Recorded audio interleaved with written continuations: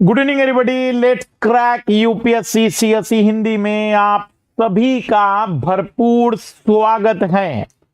अपनी जिम्मेदारियों का निर्वहन करते हुए अब वो समय आ चुका है कि बस 1 और 2 दिन की और बात है। शुक्रवार को हमारी अंतिम 3 कक्षाएं होगी, जिसमें मोटिवेशनल की क्लास रहेगी। एग्जाम के दिन किस तरीके की स्ट्रेटजी अपनानी है उस क्लास को भी इंक्लूड कर दिया गया है। सीसेट से लेकर जीएस तक में क्या आपकी प्लानिंग होनी चाहिए। जिस तरीके से पिछले 10-12 दिन में हम लगातार आप लोगों के साथ रहे हैं, मुझे पूरा यकीन है कि आप लोगों ने भी उतना ही मजा लिया होगा, उतने ही पूरी आनंद के साथ बिना किसी तनाव के अपने रिवीजन को बेहतर किया होगा। तो इस समय बिल्कुल ज्यादा सोचना नहीं है, अपनी मेहनत के ऊपर भरोसा रखना है, अपने ऊपर कॉन्फिडेंस रखना है और पूरी ईमानदारी के साथ इस एग्जाम में उतरना है। तो अभी हमारा साथ आप लोगों के साथ बना हुआ है। आज, कल और परसों सैटरडे के दिन मैं कोई क्लास नहीं लूंगा, जैसे कि कई विद्यार्थियों का डिमांड था कि सर सैटरडे एक मोटिवेशनल, तो हम फ्राइडे के दिन ही उसे कंप्लीट कर देंगे। मैं चाहता हूं कि सैटरडे के दिन बिल्कुल आप तनाव मुक्त रहे, रिलैक्स रहे, अपने ऊपर भरोसा रखे और पूरी ईमानदारी और शिद्दत से इस 2021 यूपीएससी सिविल सर्विस एग्जाम की पहली परीक्षा में अपनी पूरी ऊर्जा और पूरी विश्वास के साथ इसको फाइट करे, इसे क्वालिफाई करे, ताकि फिर मेंस के अगले पड़ाव में हम उसी मेहनत और उसी इच्छा शक्ति के साथ आगे बढ़ सके। शुभारंभ करते हैं बिना किसी देरी के भारत का भूगोल। हम इस क्लास को आज कोशिश करेंगे कि 2 घंटे, 2.25 घंटे में कंप्लीट हो जाए। मेरी सभी लोगों से हाथ जोड़कर विनती है कि यह रिवीजन क्लास है, इसे कंप्लीट क्लास न माने। जो भी मेरी मैराथन क्लासेस में अनाउंस करवाता हूं, जिसमें मैं कंप्लीट कवर कराता हूं, तो वह मान के चलिएगा रिवीजन है। लेकिन जैसे मैंने सिंधु घाटी सभ्यता लिया है, तो वो कंसेप्चुअल क्लासेस है, वो रिवीजन नहीं है। वो बिल्कुल जीरो से स्टार्टिंग करने वाली क्लासेस होती हैं, जहां विषय कंप्लीट किए जाते 2-2.5 घंटे में, वो रिवीजन क्लास होती हैं। जहां टॉपिक कंप्लीट किए जाते 2-2.5 घंटे में, वो कंसेप्चुअल क्लास होती है। शुरुआत कर रहे हैं। एग्जाम रस एक्सक्लूसिव चैनल है, जिसे आप लोगों ने यदि सब्सक्राइब नहीं किया है तो सब्सक्राइब कर लीजिएगा। अपनी तैयारी की शुरुआत करिए भारत की सबसे बड़ी एजुकेटर टीम के साथ। और इस साल आप देख सकते हैं कि अनअकैडमी के रिजल्ट काफी बेस्ट रहे हैं। लाइव मेंटरिंग प्लेटफॉर्म है, जहां पर 1-to-1 personal coaching, doubt solving, test series, answer writing, booster session, इसके अलावा भी बहुत कुछ है। लेकिन सबसे इंपॉर्टेंट है रेज हैंड प्लस और आइकॉनिक, 2 प्रकार के सब्सक्रिप्शन है। Personal coach, mains question answer practice का अतिरिक्त ऑप्शन आपको आइकॉनिक में मिलता है। एमके लाइव रिफर कोड आपके आसपास में, आप स्वयं जब भी अनअकैडमी पर सब्सक्रिप्शन ले तो रिफर कोड जरूर उपयोग करिए। हमसे जुड़ने के लिए, प्लेटफॉर्म से जुड़ने के लिए हमारा नया बैच आ रहा है 22 अक्टूबर को, कंप्लीट फाउंडेशन बैच है। 2022 का टारगेट मैं हमारी जो आने वाले 2 दिनों की रणनीति है वो बता दूं आप लोगों को। कल दोपहर 3 बजे हमारी ये क्लास होगी आर्ट एंड कल्चर की, जिसे हम रिवाइज करेंगे, कंप्लीटली कवर करेंगे। आर्ट एंड कल्चर की यह क्लास 2021 के लिए एक अंतिम रिवीजन क्लास होगी। फ्राइडे के दिन, शुक्रवार को 2:30 बजे हमारा कॉम्प्रेंशन का क्लास होगा, 2:30 बजे। फिर उसके बाद शाम को 5 बजे वैज्ञानिक तरीके से किस तरीके से हम प्रश्नों को हल कर सकते हैं सीसेट में, जीएस के पेपर में, elimination formula, 50-50 formula, skip formula, Meta study concept, common approach formula, इन पर हम बातचीत करेंगे कि अंतिम के समय में साम दाम दंड भेद की नीति के तहत एक अंतिम प्रयास होगा और 7:30 बजे अंतिम संदेश होगा कि क्या हमारी रणनीति अब एग्जाम हॉल में जाने के बाद होनी चाहिए। एग्जाम हॉल तक जो 48 घंटे बचे हैं, उसमें हमें किस तरीके से, और एग्जाम देने के बाद भी हमें किस तरीके से रिएक्ट करना है, तो उस पर हमारी अंतिम बातचीत रहेगी शुक्रवार शाम 7:30 बजे। तो यहां से 4 क्लासेस हैं, ये अभी से ही मैंने आपको अनाउंस कर दी हैं। यही अब हमारी अंतिम 4 कक्षाएं होगी और मैंने अपनी तरफ से, मतलब आप यकीन मानिए, पूरे साल भर जितना मुझसे हो सकता है मैंने अपना 100% आपको दिया है। और मुझे पूरा भरोसा है कि इस बार 2021 हिंदी माध्यम के लिए अभूतपूर्व परिवर्तन लाने वाला है, बहुत बड़ा बदलाव लाने वाला है। इसी उम्मीद में लगातार हम मेहनत कर रहे हैं। आइए शुरुआत करते हैं।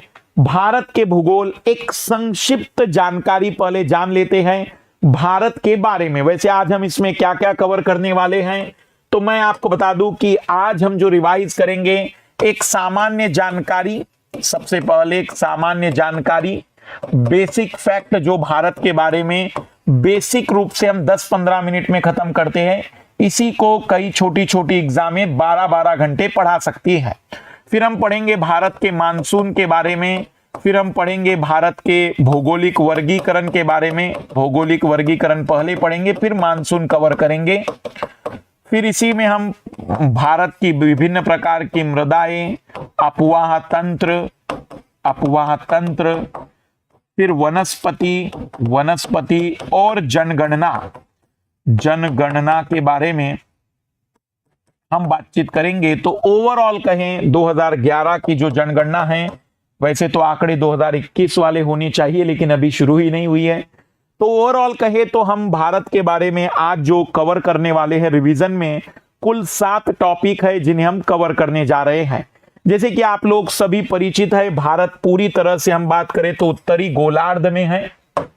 और उत्तरी गोलार्ध में भी यदि हम बातचीत करते हैं पूरे पृथ्वी को बांटने की, तो कर्क रेखा के कारण भारत बिल्कुल 2 बराबर भागों में बंटा है। और हम इसे कह सकते हैं कि उत्तर पूर्व वाला जो गोलार्ध है उसमें भारत की स्थिति आपको मिलती है। तो पूर्वी गोलार्ध में, उत्तरी गोलार्ध में भारत मिलता है। कर्क रेखा बिल्कुल बीच में से भारत को 2 भागों में बांटने वाली रेखा हम कह सकते हैं। वायु पुराण में भारतवर्ष शब्द का उल्लेख मिलता है। कुछ फैक्ट सुन लेते हैं इतिहास से। जो हमारे पास अलग अलग ऋग्वेद रहे, वेद के बाद उपनिषद रहे, उपनिषद फिर पुराण। तो वायु पुराण में पहली बार भारत के लिए भारतवर्ष शब्द का उल्लेख किया गया है।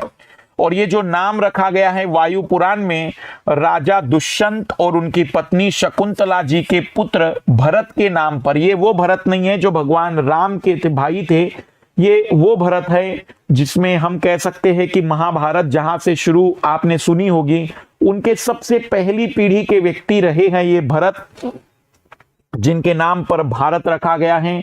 जिनकी बचपन की एक कहानी आपने सुनी होगी कि वह बचपन में ही बाघ के मुख में दांतों को गिनने वाली, या आपने उनके खेलने वाली कुछ कहानियां सुनी होगी। भारतवर्ष का सर्वप्रथम प्रामाणिक उल्लेख, तो ये तो वायु पुराण में मिलता है, लेकिन प्रामाणिक उल्लेख हमें मिलता है अभिलेखों के रूप में। इतिहास में आप अभिलेखों से परिचित हैं। हाथी गुम्फा जो अभिलेख है उसमें हमें भारतवर्ष नाम का उल्लेख मिलता है। हिंदुस्तान और हिंद शब्द, जैसे कि आप लोग जानते हैं कि ये जो शब्द हैं वास्तविक रूप में जो सिंधु नदी है उसके कारण यह शब्द की उत्पत्ति हुई है। ये जो अरबी लोग थे ये सिंधु का स नहीं बोल पाते थे, तो सिंधु को कर दिया हिंदू, और अंग्रेज आए तो इस हिंदू का एच हटा कर रख दिया इंडस। तो एक तरीके से पहले एस हटा, फिर एस का हो गया एच, एच से हो गया आई, तो फिर वही इंदू से बन गया इंडिया।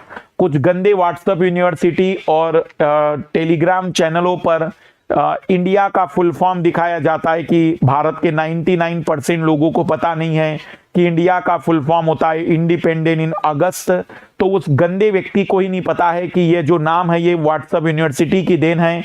इंडस और इंडिया नाम भारत का आज़ादी से पहले ही था। अंग्रेज लोग इसे इंडिया के नाम से इसीलिए पुकारते थे क्योंकि इंडस नदी जो सिंधु नदी थी उसके बाद के मिलने वाले यह कल्चर को हम सिंधु कल्चर या सिंधु घाटी सभ्यता में पढ़ते, इंडस वैली सिविलाइजेशन, फिर उसी से इंडिया का भी नाम जुड़ता है।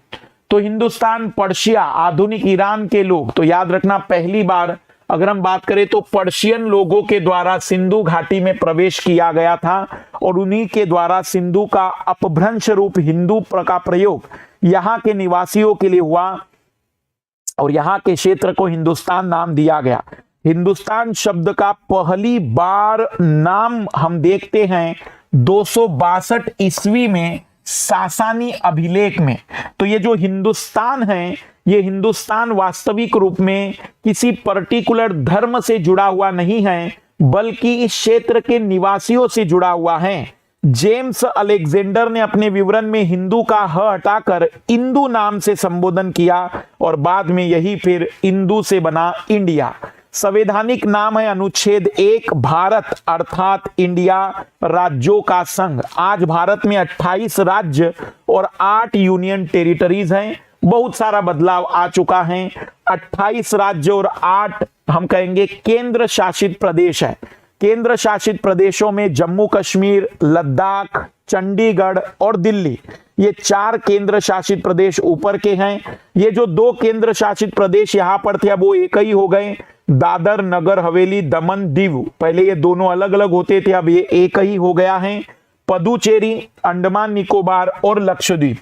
तो ऊपर आप देख सकते हैं 4 केंद्र शासित प्रदेश है, नीचे 4 केंद्र शासित प्रदेश है। इसमें जो नए केंद्र शासित प्रदेश है दादर नगर हवेली दमन दीव, एक ही हो गया। और जो जम्मू कश्मीर राज्य हुआ करता था, अब वो जम्मू कश्मीर और लद्दाख केंद्र शासित प्रदेश में बदल गया है। 28 राज्यों की यदि हम बात करें तो पहला राज्य हिमाचल प्रदेश से आप शुरू करेंगे, तमिलनाडु तक जाएंगे, उस साइड में अरुणाचल प्रदेश से लेकर इधर गुजरात तक की हम बातचीत कर सकते हैं। भारत उत्तर पूर्वी गोलार्ध में मिलता है। जैसे अभी मैंने आप लोगों से कहा, भारत का जो उत्तरी अक्षांश विस्तार है ये 0 डिग्री है और ये उत्तरी अक्षांश में ऐसे 1 डिग्री 2 डिग्री 90 डिग्री तक हम जाते हैं। तो 8 डिग्री से लेकर 37 डिग्री लगभग 8 डिग्री 4 मिनट, इसे मिनट पढ़ेंगे, 37 डिग्री 6 मिनट उत्तरी अक्षांश में इसका विस्तार है। और यहां पर हम 0 डिग्री कहते हैं, इधर वाले को पूर्वी देशांतर कहते हैं। तो 1 2 3 ऐसे 180 डिग्री तक पूर्वी देशांतर मिलता है। तो हम लोग मिलेंगे 68 डिग्री 7 मिनट से लेकर 97 डिग्री 25 मिनट पूर्वी देशांतर के बीच में। तो भारत की यदि हम स्थिति को देखना चाहे तो जैसे मैंने आप लोगों से अभी कहा कि भारत एक तरीके से उत्तर पूर्वी गोलार्ध में मिलता है। कर्क रेखा उसे 2 भागों में बांटती है और भारत में एक स्टैंडर्ड टाइम होता है जो कि देशांतर के आधार पर दिया जाता है। तो लगभग बीच में आप देख सकते हैं कि देशांतर का एवरेज अगर आप निकालोगे तो 68 और 97, इन दोनों को आप जोड़ दीजिए तो ये आपके पास आ जाएगा लगभग 165। आप इसे 2 से डिवाइड करके देखेंगे तो 82.5 डिग्री इसका एवरेज आ जाएगा। वही 82.5 डिग्री जो बीचों बीच में से लगभग हमारा एक देशांतर गुजरता है, उसे हमने मानक समय माना है। मानक समय का मतलब होता है कि वास्तविक रूप में हमारी जगह पर आप जहां रहते होंगे वहां सूर्य की स्थिति के आधार पर समय का निर्धारण होना चाहिए था। लेकिन अगर हम हर जगह पर सूर्य की स्थिति के आधार पर अपने समय का निर्धारण करते तो भारत में ही हर जगह पर सूर्य की स्थिति अलग अलग समय पर अलग अलग जगह पर अलग अलग मिलती। इसी बात का कंफ्यूजन दूर करने के लिए, जैसे मेरे कथन से आप कंफ्यूज हो गए, हमने पूरा समय एक ही माना कि सूर्य की स्थिति जो 82.5 डिग्री देशांतर पर पूर्वी देशांतर पर जो होगी वही पूरे भारत में मान ली जाएगी और इसी कारण से वो भारत का मानक समय बन गया। जैसे कि मैं जहां रहता हूं, आप जहां रहते हैं, अगर आप 82.5 डिग्री पर नहीं रहते हैं तो आपका स्थानिक समय अलग होगा और मानक समय अलग होगा। लेकिन जैसे मैंने आपसे कहा कि जो 82.5 डिग्री पर रहता होगा उसका स्थानिक समय और मानक समय बिल्कुल एक ही रहेगा। तो हम 82.5 डिग्री जो कि हमारे जीएमटी जो पूरे विश्व में मानक समय माना गया है उससे 5.5 घंटे आगे का समय है। इलाहाबाद के निकट नैनी से गुजरता है उत्तर प्रदेश, मध्य प्रदेश, छत्तीसगढ़, उड़ीसा और आंध्र प्रदेश, 5 राज्यों से होकर वो रेखा गुजरती है। और भारत का जो समय है वह जीएमटी के तुलना में 5.5 घंटे आगे का होता है। जीएमटी पर यदि इस समय मान लेते हैं कि 12 बज रहे होंगे तो हमारे देश में 5:30 बज रहे होंगे शाम के। ये जीएमटी की लाइन है, ये जीएमटी की लाइन है जो इंटरनेशनली मानी गई है। वैसे जैसे भारत ने अपने लाइन को माना है 82.5 डिग्री को। तो उसकी तुलना में हम सूर्य को 5.5 घंटे पहले ही देख लेते हैं, सूर्य को 5.5 घंटे पहले देख लेते हैं, इसलिए हम इसको कहते हैं कि हम आगे की ओर हैं। वैसे ही भारत में से बिल्कुल बीचों बीच में से गुजरती है कर्क रेखा, जो कि 8 राज्यों में से होकर जाती है। और कर्क रेखा एक ऐसी लाइन है जो पूरे विश्व में या पूरे पृथ्वी पर एक तरीके से तापमान को बहुत ज्यादा प्रभावित करती है। कर्क रेखा और मकर रेखा वो अंतिम सीमाएं होती है जहां सूर्य कभी न कभी एक बार लंबवत तो आता ही है। तो भारत का ये जो क्षेत्र है कभी न कभी लंबवत सूर्य की किरणों को प्राप्त करने के कारण इसे उष्ण कटिबंधीय क्षेत्र कहते हैं और इसे उपोष्ण कटिबंधीय क्षेत्र कहते हैं। लेकिन भारत वास्तविक रूप में अवस्थिति में उष्ण और उपोष्ण के बीच में जरूर मिलता है, लेकिन भारत में हिमालय जैसी अद्भुत पर्वत श्रृंखला मिलने के कारण हम ये कह सकते हैं कि भारत में उष्ण कटिबंधीय प्रकार की जलवायु मिलती है। Point to be noted मिलॉट, Bharat उष्ण और उपोष्ण कटिबंधीय अवस्थिति में मिलता है, लेकिन भारत की जलवायु उष्ण कटिबंधीय प्रकार की मानी जाती है हिमालय के कारण, क्योंकि यहां पर जितना प्रभाव कर्क रेखा का नहीं है उससे ज्यादा बड़े प्रभाव हिमालय के मिलते हैं। हिमालय के कारण ठंडी हवाएं भारत तक नहीं पहुंच पाती और भारत का तापमान न्यूनतम नहीं हो पाता। हिमालय के कारण ही जो मानसूनी हवाएं हैं वो ऊपर तक पहुंचकर वापस लौटती हैं और इस कारण से भारत की जलवायु उष्ण कटिबंधीय प्रकार की मानी जाती है, भले ही भारत की अवस्थिति उष्ण और उपोष्ण प्रकार की क्यों ना हो। तो भारत के अगर हम लंबाई और चौड़ाई की बात करें तो मैंने आपसे कहा है कि यदि हम ऊपर से नीचे भारत की लंबाई चौड़ाई को याद रखना चाहे तो 1 2 3 और इधर 4 लिख देना, 3214 किलोमीटर। और यदि आप अरुणाचल प्रदेश से गुजरात को देखना चाहते हैं तो 3 3 2 बार दोनों का मल्टीप्लाई 3 3 2 बार लिखा, इसलिए 2933 किलोमीटर की इसकी चौड़ाई मान सकते हैं। कर्क रेखा 8 राज्यों से होकर गुजरती है और इसके लिए ट्रिक्स हमने देखी थी। मित्र पर गमछा झार, गुजरात, राजस्थान, मध्य प्रदेश, छत्तीसगढ़, झारखंड, पश्चिम बंगाल, त्रिपुरा तथा मिजोरम, इन 8 राज्यों से होकर भारत में कर्क रेखा गुजरती है जो भारत को उष्ण और उपोष्ण कटिबंध में बांटती है, किंतु इसके बावजूद भारत में उष्ण कटिबंधीय मानसूनी जलवायु मिलती है।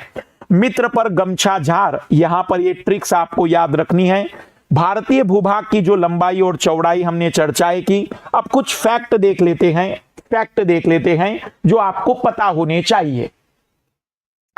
भारत की स्थलीय सीमा की लंबाई 15,200 किलोमीटर है। स्थलीय सीमा उसे कहते हैं जो वाली सीमा आप कई बार डॉट डॉट के रूप में बनाते हैं, ये अंतरराष्ट्रीय सीमा रेखा के रूप में जानी जाती है। तो यदि हम इसकी पूरी लंबाई निकालेंगे, जैसे कि आप वृत्त की परिधि निकालते हैं, तो यदि हम इसकी पूरी लंबाई निकालेंगे तो ये 15,200 किलोमीटर है।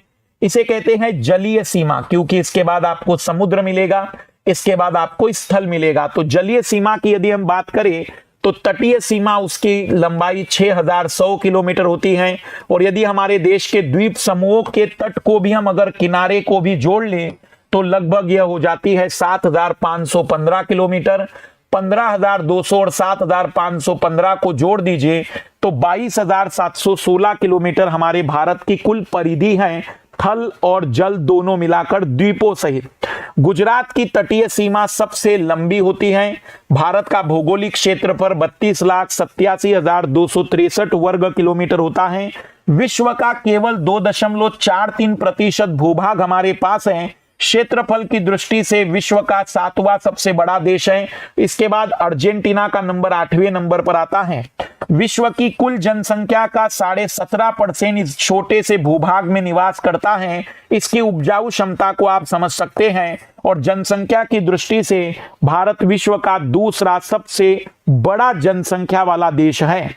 भारत में पर्वत क्षेत्र, पहाड़ी क्षेत्र, पठारी प्रदेश और मैदानी भाग मिलते हैं। भारत का सबसे ज्यादा भूभाग मैदानी है और इसी कारण से यहां भारत में जनसंख्या ज्यादा मिलती भी है, क्योंकि मैदानी भागों में जनसंख्या के विस्तारित होने की पॉसिबिलिटी ज्यादा होती है। इसके बाद भारत का पठारी प्रदेश सबसे बड़ा है, फिर पहाड़ी, कुछ छोटी छोटी ऊंची पर्वतीय क्षेत्र हैं, लेकिन बहुत ऊंचे ऊंचे पर्वतीय क्षेत्र जहां पर आपको बर्फ जमी हुई मिल सकती है तो ये चारों के चारों क्षेत्रफल का क्रम याद रखिएगा। भारत का उत्तरी बिंदु इंदिरा कॉल है जो वर्तमान के लद्दाख में है। दक्षिणी बिंदु इंदिरा पॉइंट है जो ग्रेट निकोबार में है। यदि भारत की मैं आपको एक चीज बता दूं तो 8 डिग्री 4 मिनट जरूर हम लिखते हैं, लेकिन यदि भारत की द्वीप समूह को देखकर बातचीत की जाए तो 8 डिग्री 45 मिनट भारत का जो निचला बिंदु आएगा वो 6 डिग्री 45 मिनट पर आएगा, न कि 8 डिग्री वाला पॉइंट आपको याद रखना पड़ेगा। तो याद रखिएगा 8 डिग्री 4 मिनट तो मुख्य जमीन है, लेकिन द्वीप समूह की बात करें तो थोड़ा नीचे चले जाइए, 6 डिग्री 45 मिनट तक भारत के द्वीप समूह भी मिल सकेंगे। यदि हम बात करें तो दक्षिणी बिंदु इंदिरा पॉइंट ग्रेट निकोबार में है, उत्तरी बिंदु इंदिरा कॉल लद्दाख में है, पूर्वी बिंदु किबू थी अरुणाचल प्रदेश में और पश्चिमी बिंदु गोहर माथा गुजरात में मिलता है। यहां मैं आपको एक और चीज बता दूं कि भारत के जो पड़ोसी देश है उन पड़ोसी देशों के याद रखने का जो क्रम मैंने आपको एक बार याद दिलवाया था, मैं एक बार फिर आपके सामने वो क्रम रख दे रहा हूं कि भारत के पड़ोसी देशों की जो सीमा रेखा मिलती है उसे याद रखने के लिए हमने आपको बताया था मेरा बचपन से एमबीए करने का सपना है, एमबीए करने का सपना था। तो बचपन में बांग्लादेश सबसे लंबी सीमा रेखा हमारी बांग्लादेश के साथ है, और उसके बाद फिर जो सीमा रेखा है वो चीन के साथ, फिर पाकिस्तान के साथ, फिर नेपाल के साथ, फिर म्यांमार, भूटान और अफगानिस्तान के साथ हमारी सीमा रेखा मिलती है। तो सीक्वेंस भी कई बार इंपॉर्टेंट होता है, कुछ छोटे छोटे पॉइंट कई बार कथन के रूप में पूछे जा सकते हैं। सर्वाधिक सीमा रेखा वाला जो देश है वो बांग्लादेश, और सबसे कम सीमा रेखा वाला जो देश है वह अफगानिस्तान है। आइए अब आगे बढ़ते हैं। भारत का भौतिक विभाजन। भारत का भौतिक विभाजन भूगोल के विद्यार्थी भारत का अध्ययन करने के लिए करते हैं। यदि मैं भारत के भौगोलिक विभाजन की बात करूं तो भारत को मुख्य रूप से 5 भागों में बांटा जाता है। भारत का ये जो उत्तरी भाग है ये पूरी तरह से उसका पर्वतीय भाग है, जहां पर काफी ऊंची चोटी के पर्वतमालाएं मिलती हैं, जहां पर अधिकतर समय बर्फ से ढके हुए दर्रे तक मिलते हैं। दर्रे मतलब 2 पर्वतों के बीच की जगह, लेकिन वो भी इतनी ऊंचाई पर हैं कि वो भी बर्फ से ढका मिलता है। फिर भारत के मध्यवर्ती मैदानी प्रदेश मिलते हैं जो गंगा से मिलकर बने हैं, सिंधु की सहायक नदियों से मिलकर बने हैं, ब्रह्मपुत्र से मिलकर बने हैं। फिर सबसे बड़ा जो भौतिक प्रदेश है भारत का वो पठारी प्रदेश माना जाता है। इसमें पठार भी मिलेंगे, कुछ मैदानी भी भाग मिलेंगे, कुछ पहाड़ियां भी मिलेगी। और फिर तटीय प्रदेश की हम बात करते हैं, जो तट पर मैदानी भाग मिलते हैं। यहाँ बहुत ही संकरे तट है, यहाँ काफी चौड़े तटीय प्रदेश आपको मिल जाते हैं। और सबसे अंत में होता है जो द्वीपीय भाग है भारत के, हम उसे 5वें भूभाग के रूप में पढ़ते हैं। कई जगह पर आपको थार डेजर्ट अलग से पढ़ाया जाता है और कई जगह पर इस मैदानी भाग में ही थार को भी पढ़ाया जाता है, क्योंकि थार भी मैदान ही है। वहां पर वर्षा की न्यूनता होने के कारण हम उसे मरुस्थलीय मैदानी प्रदेशों में वर्गीकृत करते हैं।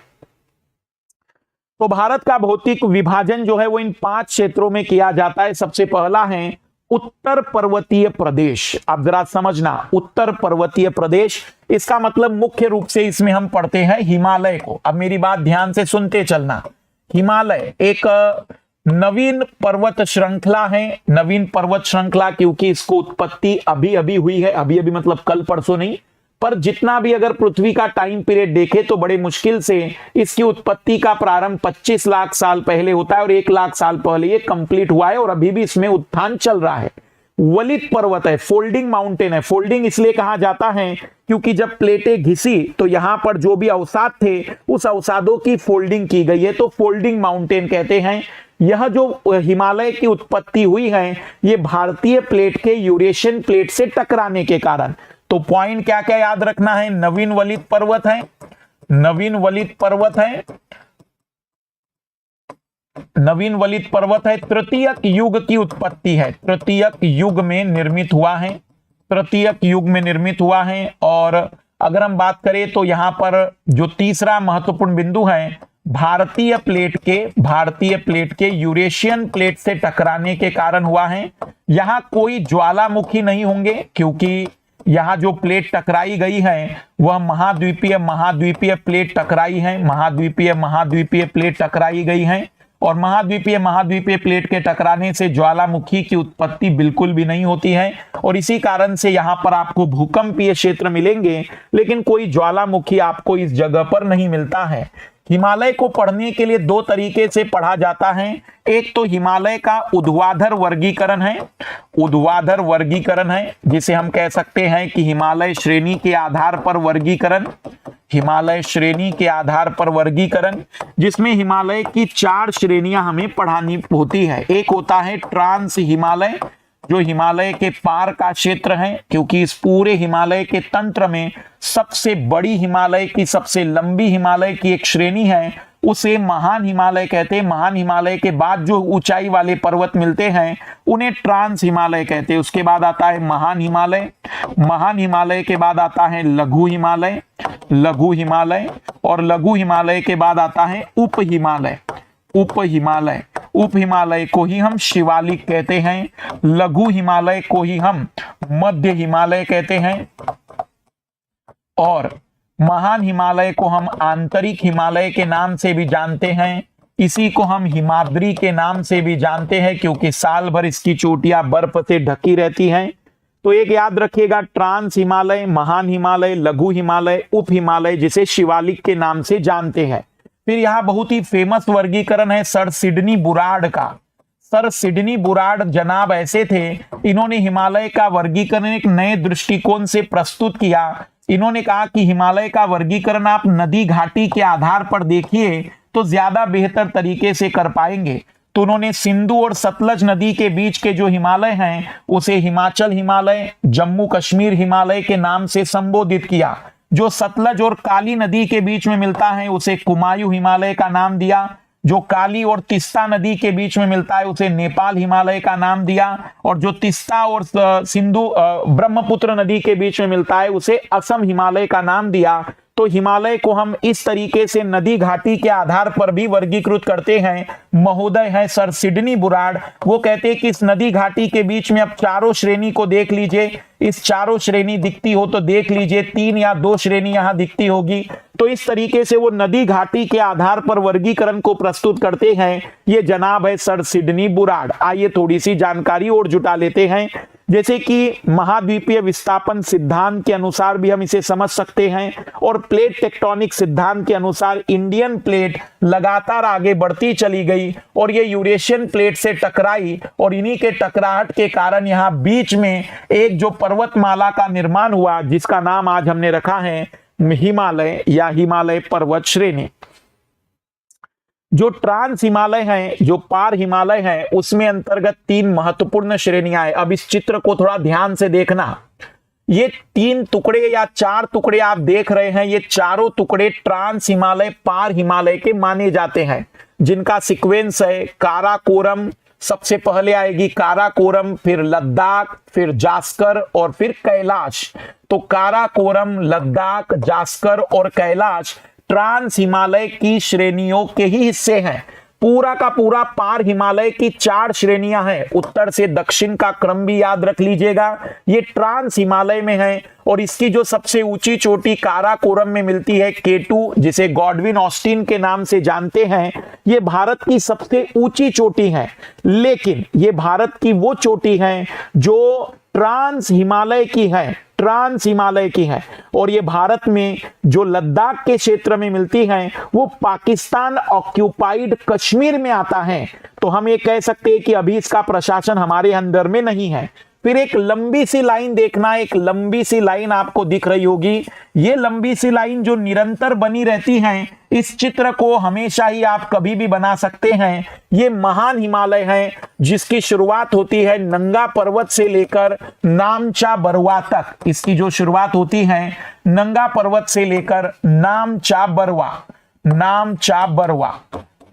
बरवा एक तरीके से यू टर्न लिया जाता है। और हिमालय की खासियत है कि इस हिमालय में इन दोनों ही जगह पर आपको संधियां मिलेगी, जहां पर वो यू टर्न लेता है। ये हिमालय जैसे पर्वत में मिलने वाली यूनिक विशेषता है। ऐसा विश्व के किसी भी पर्वतमाला में इस तरीके के यू टर्न नहीं मिलेंगे। इसे पर्वत संधियों के नाम से जाना जाता है। फिर आप इसको देखिए, टुकड़ों टुकड़ों के रूप में आपको दिखाया जाता है। ये होता है मध्य हिमालय या लघु हिमालय के नाम से इसे जाना जाता है। इसकी जो पहली श्रृंखला है उसे पीर पंजाल श्रेणी कहते हैं। तो पीर पंजाल जो है वह लघु हिमालय की सीरीज है। जो लघु हिमालय है वो टुकड़ों टुकड़ों में, इसलिए हर टुकड़े का नया नया नाम मिलेगा। यहां पर लाल लालियों आपको कई सारे नाम मिलेंगे असम की पहाड़ियों के, या फिर मैं कह सकता हूं अरुणाचल की पहाड़ियों के। तो वो लघु हिमालय के या शिवालिक हिमालय के नामकरण होते हैं। और शिवालिक हिमालय यहां पर हमें प्राप्त होता है। ये सबसे कम ऊंचाई का होने के कारण इसको उप हिमालय का दर्जा भी दिया जाता है, क्योंकि इसकी ऊंचाई हिमालय के कंपैरिजन में बहुत कम है, इसलिए यहां उप शब्द का उपयोग किया जाता है। आप लोग जो डफला पहाड़ियां पढ़ते होंगे, मिकिर पहाड़ियां पढ़ते होंगे, वो सब कुछ शिवालिक की ही पहाड़ियां हैं। तो याद रखिएगा, अगर हम महान हिमालय की बात करें तो महान हिमालय नेपाल वाली जगह पर सबसे ज्यादा ऊंचा है और यहीं पर माउंट एवरेस्ट मिलता है। हमारी जो सबसे ऊंची चोटी महान हिमालय में है वो कंचनजंगा है। कंचनजंगा महान हिमालय में मिलने वाली भारत की सबसे ऊंची चोटी है। और अगर ओवरऑल चोटियों में देखा जाए तो भारत की दूसरी सबसे ऊंची चोटी है, लेकिन जो पहली ऊंची चोटी है वो ट्रांस हिमालय की है और ये महान हिमालय की है। शब्दों पर थोड़ा ध्यान देना। ट्रांस हिमालय हिमालय का अलग हिस्सा है, महान हिमालय एक अलग हिमालय की श्रेणी है, लघु हिमालय एक अलग हिमालय की श्रेणी है। तो पीर पंजाल लघु हिमालय में है, उसको इनके साथ मिश्रित मत कर देना, लेकिन सीक्वेंस जरूर याद रखना, कई बार सीक्वेंस इसमें पूछा जाता है। अगर हम बात करें तो यहां पर आप फिर से देख सकते हैं चोटियों को, जो कि काराकोरम या गॉडविन ऑस्टिन है। 8611 मीटर भारत की सबसे ऊंची चोटी है। फिर नंगा पर्वत आपको मिलेगा, नंगा पर्वत से लेकर नामचा बरवा तक आप जा सकते हैं। यहां नंदा देवी आपको एक चोटी मिलेगी जो उत्तराखंड के क्षेत्र में आपको मिलेगी। कंचनजंगा 8586 मीटर वाली दूसरी भारत की सबसे ऊंची चोटी, महान हिमालय में मिलने वाली सबसे ऊंची चोटी जो भारत में मिलती है। उसके बाद यहां पर तो हम जानते हैं कि माउंट एवरेस्ट है जो विश्व की सबसे ऊंची चोटी मानी जाती है। आप इस मैप को भी देख सकते हैं, तो यहां पर आप देख सकते हैं ये पामीर की घाट है, ये पामीर की घाट है। इसी से कुनलुन पर्वत निकल रहा है, हिंदू कुश निकल रहा है, यहां हिंदू राज पर्वत भी मिलता है, हिंदू राज भी मिलता है, और यही से आप काराकोरम भी निकलते हुए देख सकते हैं। इसलिए इसको छत माना जाता है कि ये विश्व की छत है जिसने अलग अलग तरीके की पर्वत श्रेणियों का निर्माण भी किया हुआ है। तो ये पामीर की घाट है, पामीर का पठार है, काफी ऊंचाई पर ये मिलता है। ये उत्तर पर्वतीय प्रदेश में मिलने वाली बातचीत है। हिमालय के बारे में अगर आप एक और चीज समझना चाहें तो यहां समझना कि हम मैदानी भाग से हेलीकॉप्टर से निकले, तो मैदानी भाग से जब हम हेलीकॉप्टर से निकलेंगे तो हमें बहुत ही कम ऊंचाई वाले पहाड़ दिखाई देंगे। ये सब कुछ शिवालिक है, सब कुछ शिवालिक है। फिर हमें मध्य हिमालय मिलेगा जिसे हमने लघु हिमालय का नाम दिया है, और सबसे ऊंची ऊंची चोटियां हमें जो मिलेगी वो महान हिमालय की है, और उसके बाद भी जो चोटियां मिलेगी वह एक तरीके से ट्रांस हिमालय की रहेगी। तो यदि आप इसको मेरे मैप के माध्यम से समझना चाहते हैं तो मैं इसको इस तरीके से समझा सकता हूं। तो ये हो गया आपका शिवालिक, ये हो गया लघु, ये महान, और ये ट्रांस हिमालय की बातचीत है। ये भारत का मैदानी भाग रहेगा। यदि आप नीचे से ऊपर की ओर आगे बढ़ते चले जाएंगे तो यहां पर आप कुछ बातें याद रखिएगा कि हिमालय की 2400 किलोमीटर की लंबाई है। इस पृथ्वी पर सबसे ऊंचा पर्वत श्रृंखला महान हिमालय की पर्वत श्रृंखला है। माउंट एवरेस्ट इसकी सबसे ऊंची चोटी है। इसकी जो चौड़ाई है वह पूर्वी भाग में, भारत का जो पूर्वी भाग है वहां इसकी चौड़ाई केवल 200 किलोमीटर है, जबकि जो पश्चिमी भाग है, कश्मीर वाला जो क्षेत्र है, वहां हिमालय की चौड़ाई 500 किलोमीटर तक की है। तो हिमालय अपने पश्चिमी भाग में सर्वाधिक चौड़ा और अपने पूर्वी भाग में सबसे कम चौड़ा और मध्य भाग में सबसे अधिक ऊंचा है। ये हिमालय के बारे में याद रखिएगा। हिमालय का नदी घाटी के आधार पर सर सिडनी बुराड ने वर्गीकरण किया था। तो इस सिंधु और सतलज नदी के बीच के हिमालय को उन्होंने पंजाब हिमालय, जम्मू कश्मीर हिमालय का नाम दिया था। सतलज और काली नदी के बीच के हिमालय को कुमायूं नाम दिया है, जो उत्तराखंड में मुख्य रूप से मिलता है। और नेपाल हिमालय, जो कि नेपाल में मिलता है, काली और तीस्ता नदी के बीच में, तीस्ता और ब्रह्मपुत्र नदी के बीच के हिमालय को असम हिमालय का नाम इन्होंने दिया था। ये नदी घाटी के आधार पर हिमालय का अध्ययन करने का भी बेहतरीन तरीका है। यदि हिमालय का अध्ययन नदी घाटी के आधार पर करना है तो ये भी एक बढ़िया सा चांस माना जाता है। यहाँ कुमायूं हिमालय में दून और द्वार जैसी घाटियां मिलेगी। पंजाब हिमालय में आपको करेवा जैसी मिट्टी मिलेगी, जहां पर एक तरीके से केसर की खेती होती है। ये करेवा हिमोड़ और जलोड़ का मिश्रण होता है, हिमोड़ और जलोड़ का मिश्रण होता है। यहाँ पर मुर्ग या मर्ग जैसे घास के मैदान, मर्ग या बगिहाल घास के मैदान भी मिलते हैं, जहां पर कई लोग पशुपालन करते हैं। यदि हम बात करें नेपाल हिमालय की, तो सबसे ऊंचा हिमालय का क्षेत्र यहाँ है, यहाँ सबसे चौड़ा हिमालय है, या सबसे संकीर्ण हिमालय की क्षेत्र की बात हम करते हैं। तो आप देख सकते हैं कि हिमालय का वर्गीकरण नदी घाटी के आधार पर भी किया जाता है। ये जो पूर्वोत्तर की पहाड़ियां हैं, ये शिवालिक का अधिकतर हिस्सा है, शिवालिक का हिस्सा है, जो बोडोलैंड में आपको मिल सकता है, कार्बी एनलॉग के ऊपर वाला मिल सकता है। लेकिन ये जो गारो, खासी, जयंतिया, कार्बी एनलॉग की पहाड़ियां हैं, ये भारत का पठारी प्रदेश का हिस्सा है, जो दक्षिण में हम पढ़ेंगे। तीसरा इसका जो भारत के भौतिक विभाजन में तीसरा जो भौतिक प्रदेश है, उसमें शामिल की जाएगी। आइए जरा एक नजर देख लेते हैं कि कुछ पहाड़ियां विशेष प्रकार की हैं। टाइगर हिल्स पश्चिम बंगाल में मिलती हैं।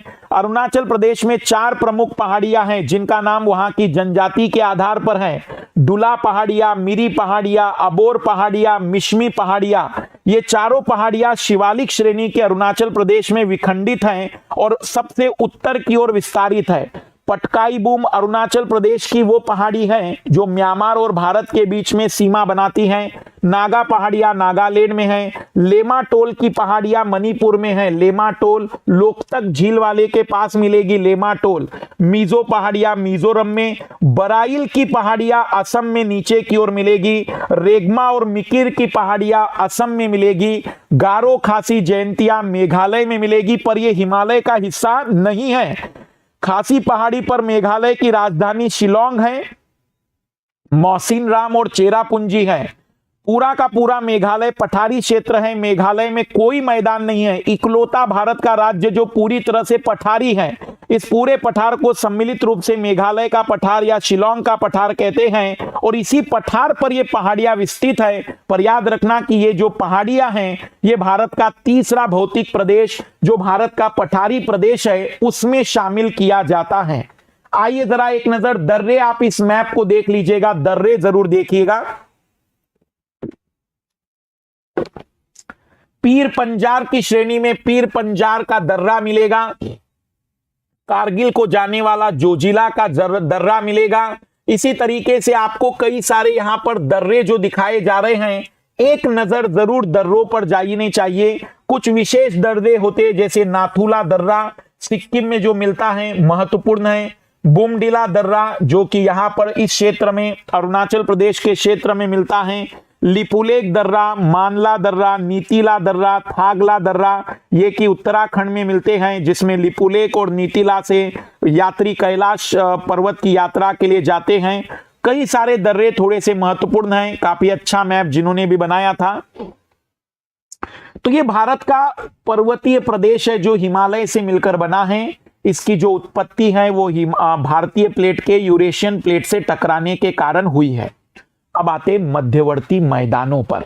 मैदानों को भी 2 तरीके से पढ़ा जा सकता है यदि आप पढ़ने की बात रिवीजन में करते हैं।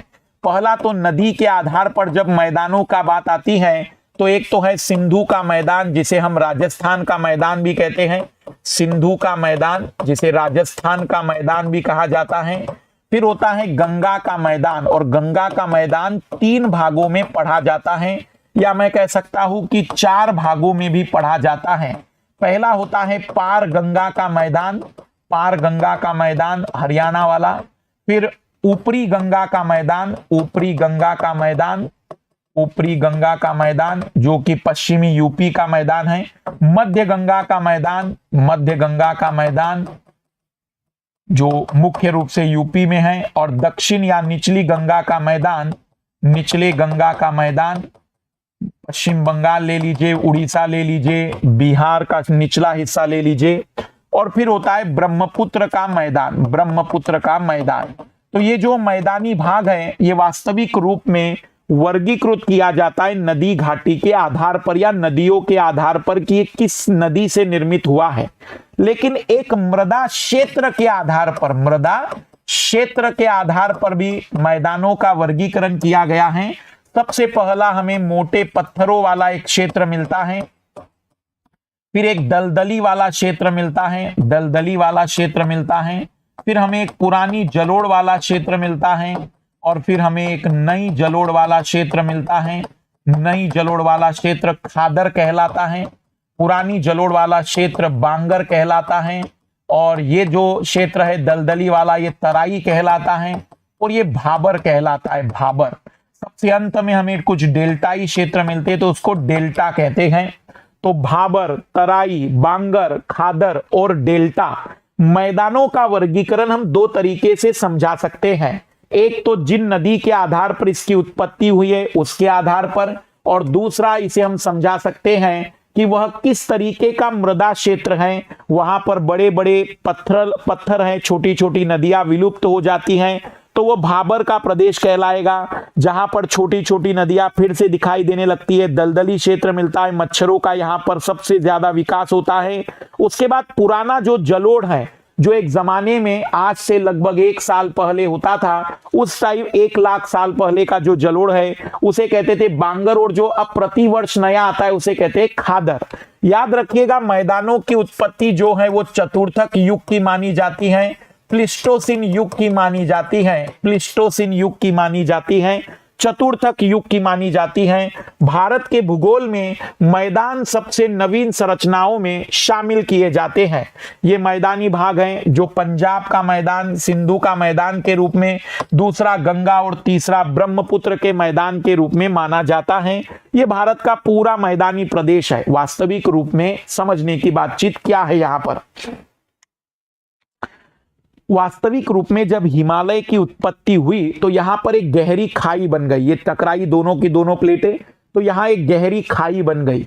हजारों लाखों वर्षों से हिमालय से निकलने वाली नदियों ने वहां पर बड़ी मात्रा में निक्षेप जमा किए, और आज वहां एक समतल मैदान हमें दिखाई देता है। तो हिमालयी नदियों के द्वारा लगातार डिपोजिशन के कारण इन मैदानों का निर्माण हुआ है। यह पूरी तरह से जमाव के मैदान है, मतलब एक तरीके से निक्षेपों के मैदान है, और अत्यधिक उपजाऊ मैदान है। यही पर आपको भारत में जनसंख्या घनत्व सबसे ज्यादा मिलेगा। फिर वो बिहार हो, पश्चिम बंगाल हो या यूपी की बात हम करें, जनसंख्या घनत्व का सीधा संबंध इन मैदानी भागों से है, क्योंकि परिवहन बेहतर हो पाता है, कृषिगत उत्पादन बेहतर हो पाता है, संचार के साधन काफी बेहतर हैं, यहाँ पर लगभग सारी मूलभूत आवश्यकताएं पूरी हो पाती है, और इसी कारण से जनसंख्या का सबसे ज्यादा संकेंद्रण इसी मैदानी भागों में मिलता है। भारत में यहाँ पर जलोढ़ मिट्टी सबसे ज्यादा मात्रा में मिलती है और उपजाऊ मिट्टी बहुत ज्यादा है। लेकिन जो खादर वाला प्रदेश है, जहां पर प्रतिवर्ष नई मिट्टी आती है, वहां तो कोई दिक्कत नहीं है, वो बाढ़ का क्षेत्र है। जहां पर बांगर वाला जो क्षेत्र है, जो थोड़ा ऊंचाई पर मिलता है, पुराना जलोढ़ है, वहां पर अत्यधिक सिंचाई के साधनों के कारण मिट्टी में लवणता बढ़ चुकी है, और वहां की मिट्टी में कई प्रकार के दोष भी उत्पन्न हो चुके हैं। यदि वहां पर कैल्शियम कार्बोनेट, चूना पत्थर या फिर जिप्सम को मिलाया जाए तो उस लवणता को दूर किया जा सकता है। तराई वाला जो क्षेत्र है ये घने वनों का क्षेत्र था, लेकिन अब लोग वहां के पेड़ काटकर कृषि कार्य कर रहे हैं। और जो भाबर प्रदेश है वो पथरीली जमीन है। शिवालिक के बाद आपको जो पथरीली जमीन मिलती है, हम उसी को भाबर प्रदेश के नाम से जानते हैं। हिमालय में एक महत्वपूर्ण बात मैं बता दूं कि सभी के सभी हिमालय, ट्रांस हिमालय, महान हिमालय, लघु हिमालय, संपीड़नात्मक बल को दर्शाते हैं। लेकिन शिवालिक में संपीड़नात्मक बल नहीं मिलेंगे उनकी चट्टानों पर, क्योंकि शिवालिक हिमालय वास्तविक रूप में हिमालय के शीर्ष टूटकर नीचे गिर गए और शिवालिक बन गया। इस कारण से वहां कोई संपीड़नात्मक चट्टान नहीं मिलती है। शिवालिक के ठीक बाद भाबर मिलेगा जो कि पूरा पथरीला क्षेत्र है। उसके बाद तराई क्षेत्र मिलेगा दलदली वाला, उसके बाद बांगर का क्षेत्र मिलेगा, फिर खादर का, और फिर डेल्टाई क्षेत्र वहां पर मिलता है। तो आइए जरा एक नजर डाल लेते हैं। इंडो गंगेटिक प्लेन भी इसे कहते हैं, सिंधु गंगा के मैदान के नाम से भी इसे जाना जाता है। ये हिमालय के बाद आपको पथरीली जमीन मिलेगी जिसे भाबर कहते हैं। यहां पर तराई का क्षेत्र मिलेगा, थोड़ा सा उठा हुआ क्षेत्र बांगर कहलाएगा, नीचे वाला क्षेत्र खादर कहलाएगा, और यहां से नदी बह रही है जो हर साल नया मिट्टी लेकर आती है, वो खादर की मिट्टी कहलाती है।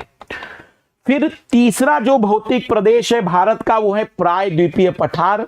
रियलिटी में बहुत ही बड़ा या सबसे बड़ा भौतिक प्रदेश भारत का प्रायद्वीपीय पठारी प्रदेश है। प्रायद्वीपीय शब्द जो उपयोग किया जाता है वो उन जगहों के लिए उपयोग किया जाता है जहां तीन ओर से जल होता है, उसके लिए प्रायद्वीप शब्द का उपयोग करते हैं। भारत के प्रायद्वीपीय पठार की सीमांकन को देख लीजिए। ऊपर में अरावली की पर्वतमाला मिलेगी, यहां पर हम कह सकते हैं कि बघेलखंड बुंदेलखंड के पठार मिलेंगे, और यहां पर शिलोंग का पठार मिलेगा। ये पूरा का पूरा सीमांकन हम देख सकते हैं कि पश्चिमी घाट के रूप में इसे जाना जाता है, इसे पूर्वी घाट के रूप में जाना जाता है। तो ये पूरा का पूरा क्षेत्र भारत का पठारी प्रदेश कहलाता है। भारत के इस पठारी प्रदेश में आप देख सकते हैं दो प्रकार की महत्वपूर्ण संरचनाएं हैं। यहां पर दो महत्वपूर्ण संरचनाएं क्या पढ़ाई जाती है भाई? यहां पर जब अध्ययन की दृष्टि से किया जाता है तो एक तरफ पहाड़ी पढ़ाई जाती है और एक तरफ पठार पढ़ाए जाते हैं। पहाड़ी के रूप में इसमें मिलती है अरावली की पर्वत श्रृंखला, अरावली के बाद यहाँ पर विंध्य की पर्वत श्रृंखला मिलती है, फिर यहाँ सतपुड़ा की पर्वत श्रृंखला मिलती है, सतपुड़ा के बाद पश्चिमी घाट मिलता है, पश्चिमी घाट मिलता है, फिर पूर्वी घाट मिलता है। इसके अलावा कई छोटी छोटी पहाड़ियां भी इसमें मिलेगी। पठारी प्रदेश के रूप में मालवा का पठार मिलेगा, मालवा के पठार के बाद मध्य पठारी प्रदेश जिसमें बघेलखंड बुंदेलखंड इस तरीके के पठारी प्रदेश मिलेंगे। छोटा नागपुर का पठार मिलेगा, छोटा नागपुर का पठार मिलेगा, शिलोंग का पठार या उत्तर पूर्व का पठार मिलेगा, और इसके बाद दक्कन का पठारीय प्रदेश, दक्कन का पठारीय प्रदेश भी इसी के अंतर्गत आता है। तो इसे दो तरीके से पढ़ा जाता है, पहाड़ी के रूप में और पठार के रूप में। अरावली के बारे में आप जान सकते हैं कि गुजरात से लेकर दिल्ली तक यह मिलता है, और अरावली सबसे पुरानी पर्वत श्रृंखला है। आज यह पर्वत श्रृंखला केवल एक अवशिष्ट पर्वत के रूप में मिलता है, पर यह भी उस जमाने का वलित पर्वत था, फोल्डेड माउंटेन ही था, यह भी उस जमाने का।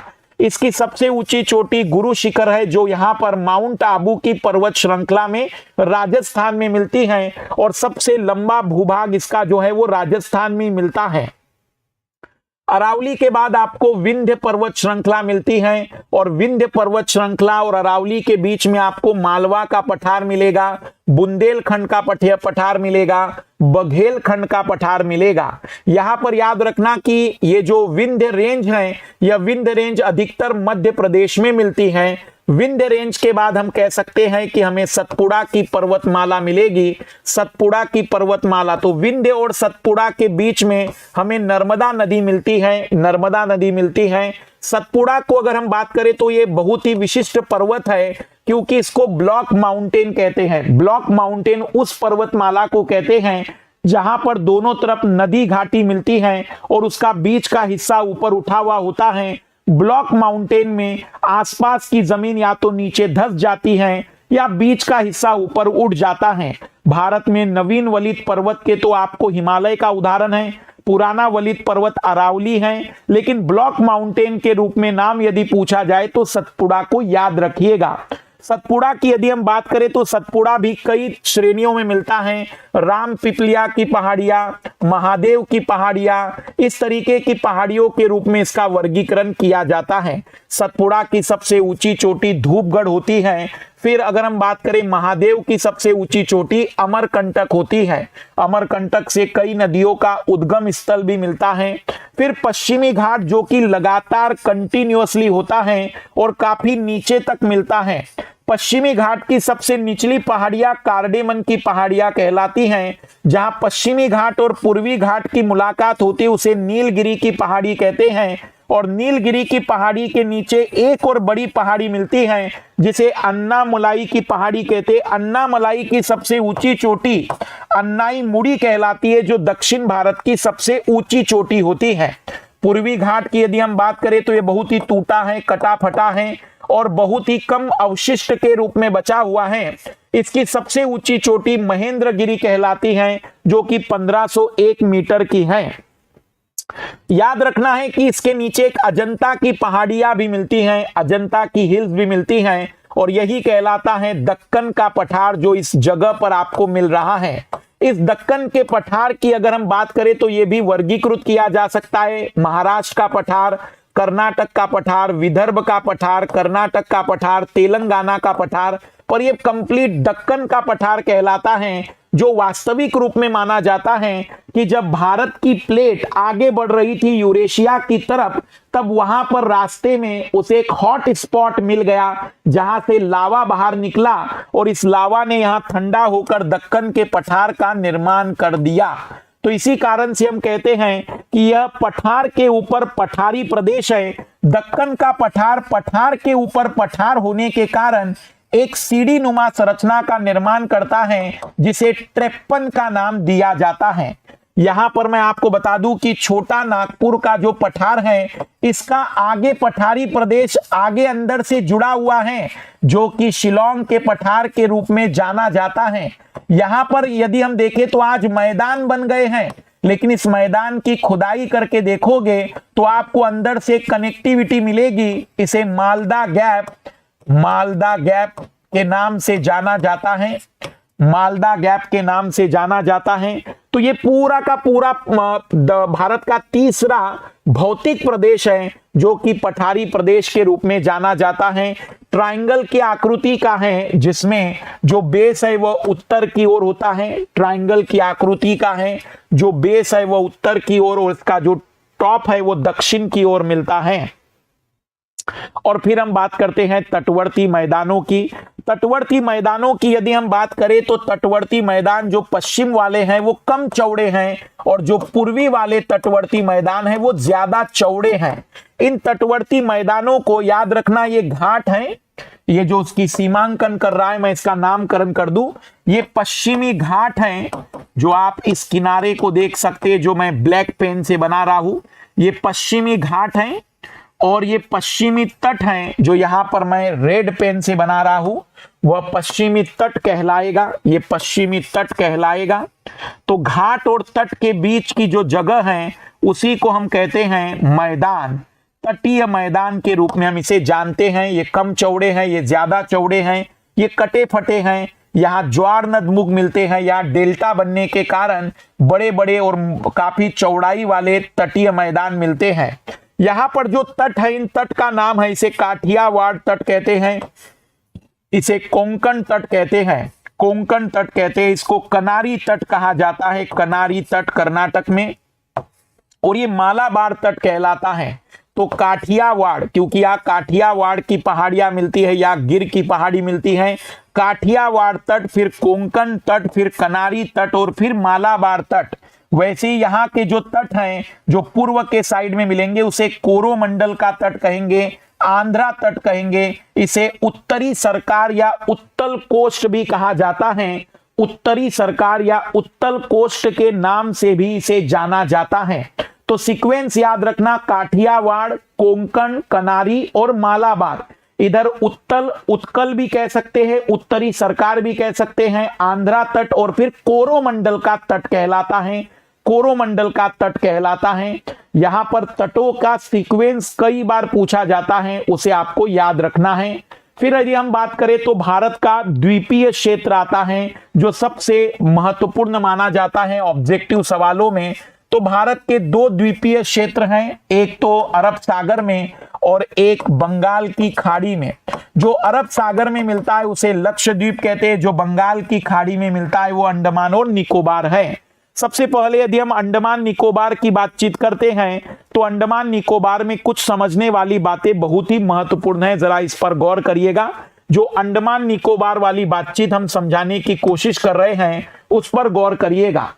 अंडमान, इस अंडमान को देखिएगा, यह अराकन योमा पर्वत जो पानी में डूबा हुआ था, ध्यान से सुनना, ये अराकन योमा पर्वत है। यहां अगर आप देखोगे तो ये पूरा का पूरा इस क्षेत्र में, ये जो म्यांमार वाला क्षेत्र है, यहां से अराकन योमा पर्वत है जो कंटिन्यूअसली चल रहा है और इसका पानी में अधिकतर हिस्सा डूबा हुआ है। तो जो एक्चुअल में अंडमान निकोबार है उस पर्वत के शीर्ष है। इसमें ऊपरी भाग जो है वो अंडमान कहलाता है। सबसे बड़ा द्वीप मिडिल अंडमान होता है। इसकी जो राजधानी पोर्ट ब्लेयर है वो लोअर अंडमान में मिलती है। सबसे अंत में लिटिल अंडमान मिलता है और अंडमान और निकोबार के बीच में 10 डिग्री की उत्तरी अक्षांश की रेखा गुजरती है, इसलिए उसको नाम दिया जाता है 10 डिग्री चैनल। उसे नाम दिया जाता है 10 डिग्री चैनल। और ये सबसे अंतिम जो मिलेगा वो ग्रेट निकोबार है। ग्रेट निकोबार है और ग्रेट निकोबार में ही इंदिरा पॉइंट जो मिलता है, पिग्मेलियन पॉइंट भी कहा जाता है। ये वास्तविक रूप में आधा डूब चुका है और आधा हिस्सा अभी इसका बचा हुआ है, जो 2004 की सुनामी थी। यहीं पर आपको अंडमान में ऊपर की तरफ एक सैडल पीक मिलेगी जो यहाँ की सबसे ऊंची पर्वत चोटी है। पर्वत भी मिलता है यहां पर। और यहीं पर 2 ऐसे द्वीप हैं जहां पर सुषुप्त ज्वालामुखी और सक्रिय ज्वालामुखी मिलते हैं, नारकोंडम। और जरा मैं जानना चाहूंगा कि कौन से दोनों ज्वालामुखी यहां पर आपको मिलते हैं। अंडमान में दोनों के दोनों ज्वालामुखी आपको इस क्षेत्र में देखे जा सकते हैं। अंडमान निकोबार द्वीप समूह अराकन योमा का ही बंगाल की खाड़ी में विस्तार है। अराकन योमा जब हम दक्षिण की ओर बढ़ते तो द्वीपों का निम्नलिखित क्रम मिलता है। कोको द्वीप ये म्यांमार के कब्जे में है। उत्तरी अंडमान, मध्य अंडमान, दक्षिणी अंडमान, लिटिल अंडमान, 10 डिग्री का चैनल, 10 डिग्री का चैनल, कार निकोबार और ग्रेट निकोबार। ये सीक्वेंस है, ये याद रखना है, याद रखना है। अंडमान निकोबार की सबसे ऊंची चोटी उत्तरी अंडमान में मिलती है सैडल पीक के नाम से। अंडमान निकोबार का सबसे बड़ा द्वीप मध्य अंडमान है। 10 डिग्री चैनल अंडमान और निकोबार के बीच में, एग्जैक्टली लिटिल अंडमान और कार निकोबार के बीच में सबसे दक्षिणतम बिंदु इंदिरा पॉइंट, जिसे पिग्मेलियन पॉइंट भी कहते हैं, ग्रेट निकोबार पर स्थित है। ग्रेट निकोबार पर स्थित है। ये लिटिल अंडमान है और ये कार निकोबार है। उसके बीच में आप 10 डिग्री चैनल और यहीं पर अंडमान सागर भी देख सकते हैं। तो यहां पर बेरन द्वीप है जहां पर सक्रिय ज्वालामुखी है। नारकोंडम इसका सबसे सुषुप्त ज्वालामुखी या फिर एक तरीके से डेड ज्वालामुखी भी से कहा जाता है, नारकोंडम और बेरन। पोर्ट ब्लेयर जो राजधानी है वो दक्षिण अंडमान में मिलती है। फिर लक्षद्वीप पर आ जाइए तो लक्षद्वीप, याद रखना कि ये इकलौता ऐसा क्षेत्र है भारत का जहां कोई पर्वत नहीं मिलते हैं। हाँ, घने वन मिलेंगे, लेकिन ये कोरल से निर्मित है, प्रवाल से निर्मित द्वीप समूह है। उधर वह पूरी तरह से पर्वत का विस्तार है अराकन योमा का, और यह बना हुआ है कोरल से, कोरल प्रवाल से निर्मित द्वीप समूह है ये। और अंडमान निकोबार की यदि हम बात, लक्षद्वीप की यदि हम बात करें तो लक्षद्वीप ठीक उसके नीचे आपको मालदीव दिखाई देगा। लक्षद्वीप भारत का सबसे छोटा केंद्र शासित प्रदेश है। लक्षद्वीप का सबसे बड़ा जो द्वीप है वो एंड्रोथ के नाम से जाना जाता है, एंड्रोथ के नाम से जाना जाता है। इसके अलावा भारत में कुछ छोटे छोटे द्वीप भी हैं, जैसे कि आलिया बेट, खलिया बेट, या फिर आप इधर देख सकते हैं न्यू मूर, व्हीलर द्वीप, होप द्वीप, श्रीहरिकोटा द्वीप, एडम ब्रिज भी यहां पर छोटे छोटे द्वीप के रूप में देख सकते हैं। तो छोटे छोटे कुछ द्वीप है जो भारत की मुख्य भूमि से सटे हुए भी देखे जा सकते हैं। तो ये था भारत का भौगोलिक वर्गीकरण। आइए अब हम जानने की कोशिश करते हैं मानसून, जो बहुत महत्वपूर्ण है। भारत में मानसूनी प्रकार की जलवायु मिलती है, उष्णकटिबंधीय प्रकार की जलवायु मिलती है। भारत भले ही उष्ण और उपोष्ण कटिबंध में मिलता है, लेकिन हिमालय के कारण पूरी जलवायु एक जैसी होती है, क्योंकि हिमालय ध्रुवों से आने वाली ठंडी हवाओं को भारत तक आने नहीं देता है और भारत की मानसूनी पवनों को ऊपर जाने नहीं देता है। एक तरीके से दीवार के रूप में काम करता है। मानसूनी हवाएं या मानसूनी जलवायु की क्या विशेषताएं हैं? जहां 6 महीने हवाएं समुद्र से स्थल की ओर चलती हैं और 6 महीने स्थल से समुद्र की ओर चलती हैं, ऐसी जलवायु को भूगोल शास्त्री मानसूनी जलवायु के नाम से संबोधित करते हैं। भारत का जो जलवायु तंत्र है वो वास्तविक रूप में बहुत ही जटिल है और इसके लिए कई अलग अलग तरीके के कार्यक्रम चलाए गए और उसके बाद हम इसकी व्याख्या आज कर पाते हैं आधुनिक रूप में। सबसे पहले हेली महोदय आते हैं, वो कहते हैं कि सूर्य के उत्तरायण के कारण कुछ नहीं है, ये समुद्र समीर और स्तर समीर ही है भारत का मानसून। लेकिन जीवन इतना भी सरल नहीं है, क्योंकि भारत के मानसून में निरंतर वर्षा नहीं होती है, रुक रुक कर वर्षा होती है। तो ऐसा क्यों होता है? भारत का मानसून ऐसा नहीं है कि स्तर समीर और समुद्र समीर की बात अगर करें तो सूर्य के दक्षिणायन होने के बावजूद भी आज वर्षा हो ही रही है भारत में कई सारी जगह पर। तो ये पूरी तरह से बहुत जटिल तंत्र है और इस जटिल तंत्र की व्याख्या करने के लिए अलग अलग तरीके से प्रोजेक्ट लाए गए, जिसमें हम जानते हैं कि भारत और रशिया के द्वारा जो भारत के मानसून को समझने के लिए मॉन्ट्रेक्स प्रोजेक्ट लाया गया, इसने बहुत कुछ एक्सप्लेन करने की कोशिश की और आज हम भारत के मानसून को कुछ इस तरीके से समझाने की कोशिश करते हैं। आइए सबसे पहले तो मैं भारत के मानसून को आपको समझा दूं कि भारत का मानसून दो प्रकार का है। एक कहलाता है दक्षिण पश्चिमी मानसून,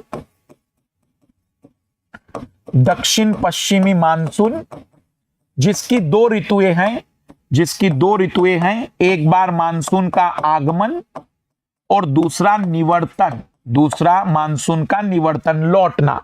और उत्तर पूर्वी मानसून इसकी दो ऋतुएं हैं, एक तरीके से शीतकाल है, एक शीतकाल है और एक होता है ग्रीष्मकाल, शीतकाल और ग्रीष्मकाल, उत्तर पूर्वी मानसून। तो भारत की मानसून में दो प्रकार के मानसून हैं, दक्षिण पश्चिमी मानसून और उत्तर पूर्वी मानसून। आइए जानने की कोशिश करते हैं कि आखिर भारतीय मानसून की उत्पत्ति कैसे होती है। तो इसे 5 अलग अलग बातों से समझाया जा सकता है। सबसे पहले तो हमें यह समझना है कि जब भी भारतीय मानसून की बातचीत आएगी तो सूर्य का उत्तरायण बहुत बड़ी भूमिका निभाता है। आप जानते हैं कि 22 मार्च को सूर्य विषुवत रेखा के ठीक लंबवत होता है, इसे विषुव कहते हैं। तो 22 मार्च का वो जो समय है जब सूर्य की स्थिति बिल्कुल विषुवत रेखा के लंबवत होती है और लगातार सूर्य का उत्तरायण होता है और सूर्य 21 जून को ठीक कर्क रेखा के ऊपर आता है। 21 जून को कर्क रेखा के ठीक ऊपर आता है, इसे कर्क संक्रांति का नाम दिया जाता है। तो 22 मार्च से सूर्य की स्थिति लगातार उत्तर की ओर तीव्र और तीक्ष्ण होती चली जाती है। तो घटनाक्रम क्या होगा? तो ये मार्च महीने से मानसून के बनने की प्रक्रिया प्रारंभ होती है और भारत का जो थार का क्षेत्र है यहां पर लगातार हवाएं गर्म होकर ऊपर उठती हैं और गर्म होकर ऊपर उठने वाली ये हवाएं भारत में नीचे की ओर एक मस्करनीज द्वीप समूह है, इस पर ये हवाएं गर्म होकर नीचे की ओर गिरती हैं। तो सबसे पहला स्टेज होता है कि थार के डेजर्ट में निम्न दाब का क्षेत्र निर्मित होता है, गर्म हवाएं लगातार ऊपर उठती हैं और नीचे की ओर मस्करनीज द्वीप समूह पर ऊपर हवाएं उठकर यहां गिरती हैं।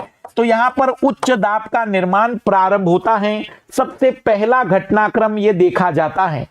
दूसरा घटनाक्रम जो कि बहुत ही महत्वपूर्ण है, यहां पर एक निम्न दाब का क्षेत्र मिलता है जिसको नाम दिया जाता है ITCZ, inter tropical conversion zone. जैसे जैसे सूर्य का उत्तरायण होता है ये जो ITCZ है ये भारत के मैदानी भागों पर अवस्थित होने लग जाता है। तो ये जो निम्न दाब का क्षेत्र है ये भारत के पूरे मैदानी भागों पर लो प्रेशर का निर्माण करता है।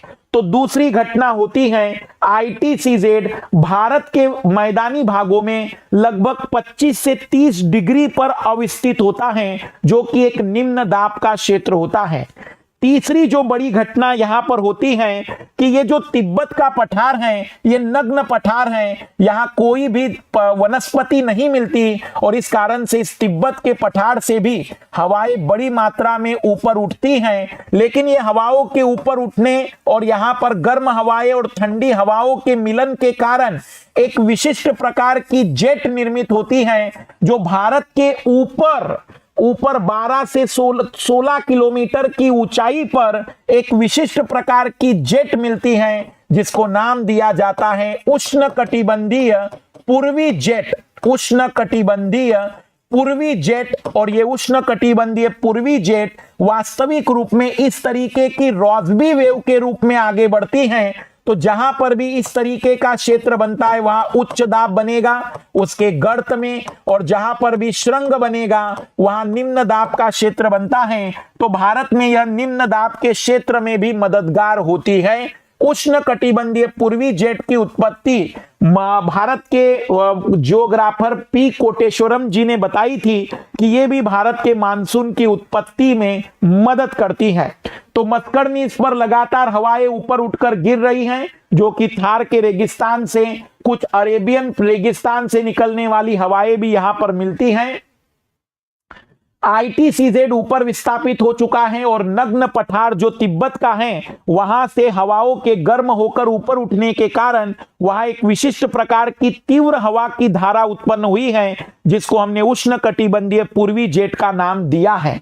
वैसा ही एक और घटनाक्रम यहां पर हो रहा है कि जिस समय यहां ग्रीष्म काल है उस समय आप जानते हैं कि जो ऑस्ट्रेलिया है वहां पर शीतकाल है, तो यहां पर हाई प्रेशर बने हुए हैं, तो लगातार यहां से हवाएं इस ओर आकर्षित होती हैं। लेकिन ये जो इंडोनेशिया के द्वीप समूह हैं ये अवरोध के रूप में होने के कारण ये हवाएं मस्करनीज द्वीप समूह के साथ जुड़ जाती हैं और यहाँ का जो हाई प्रेशर है वो और भी हाई होता चला जाता है।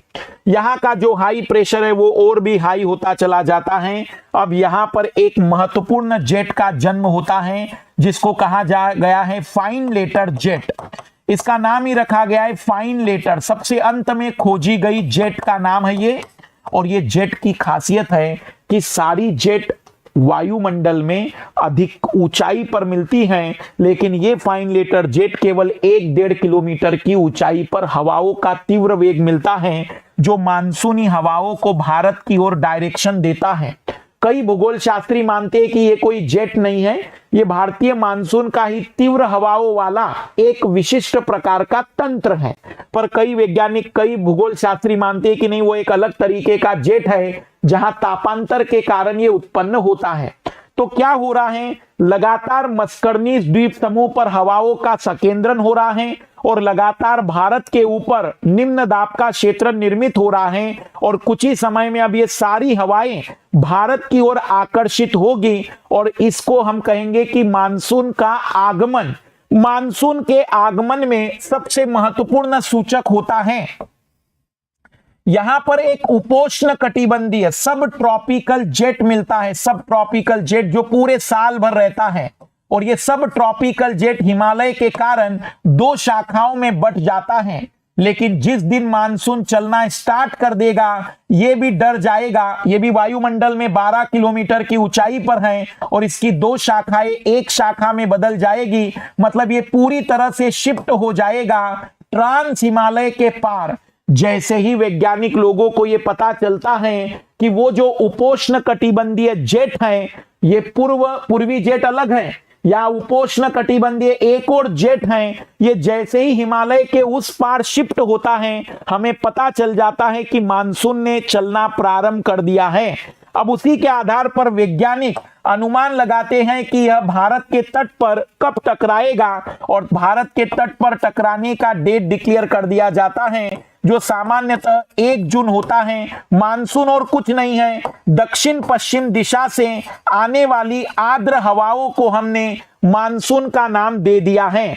दक्षिण पश्चिम से आने वाली यह आर्द्र हवाएं मानसून के नाम से जानी जाती हैं। और वास्तविक रूप में यदि मैं आप लोगों से कहूं तो आप याद रखना कि ये जो मानसून है ये व्यापारिक पौने हैं, जो दक्षिण पूर्वी व्यापारिक पौने थी, लेकिन यह क्योंकि विषुवत रेखा को पार करके भारत की ओर मुड़ती है, इसलिए इनका नाम फिर अब दक्षिण पश्चिम कर दिया जाता है, क्योंकि जियोग्राफी में जहां से ओरिजिन होता है वही से नामकरण किया जाता है।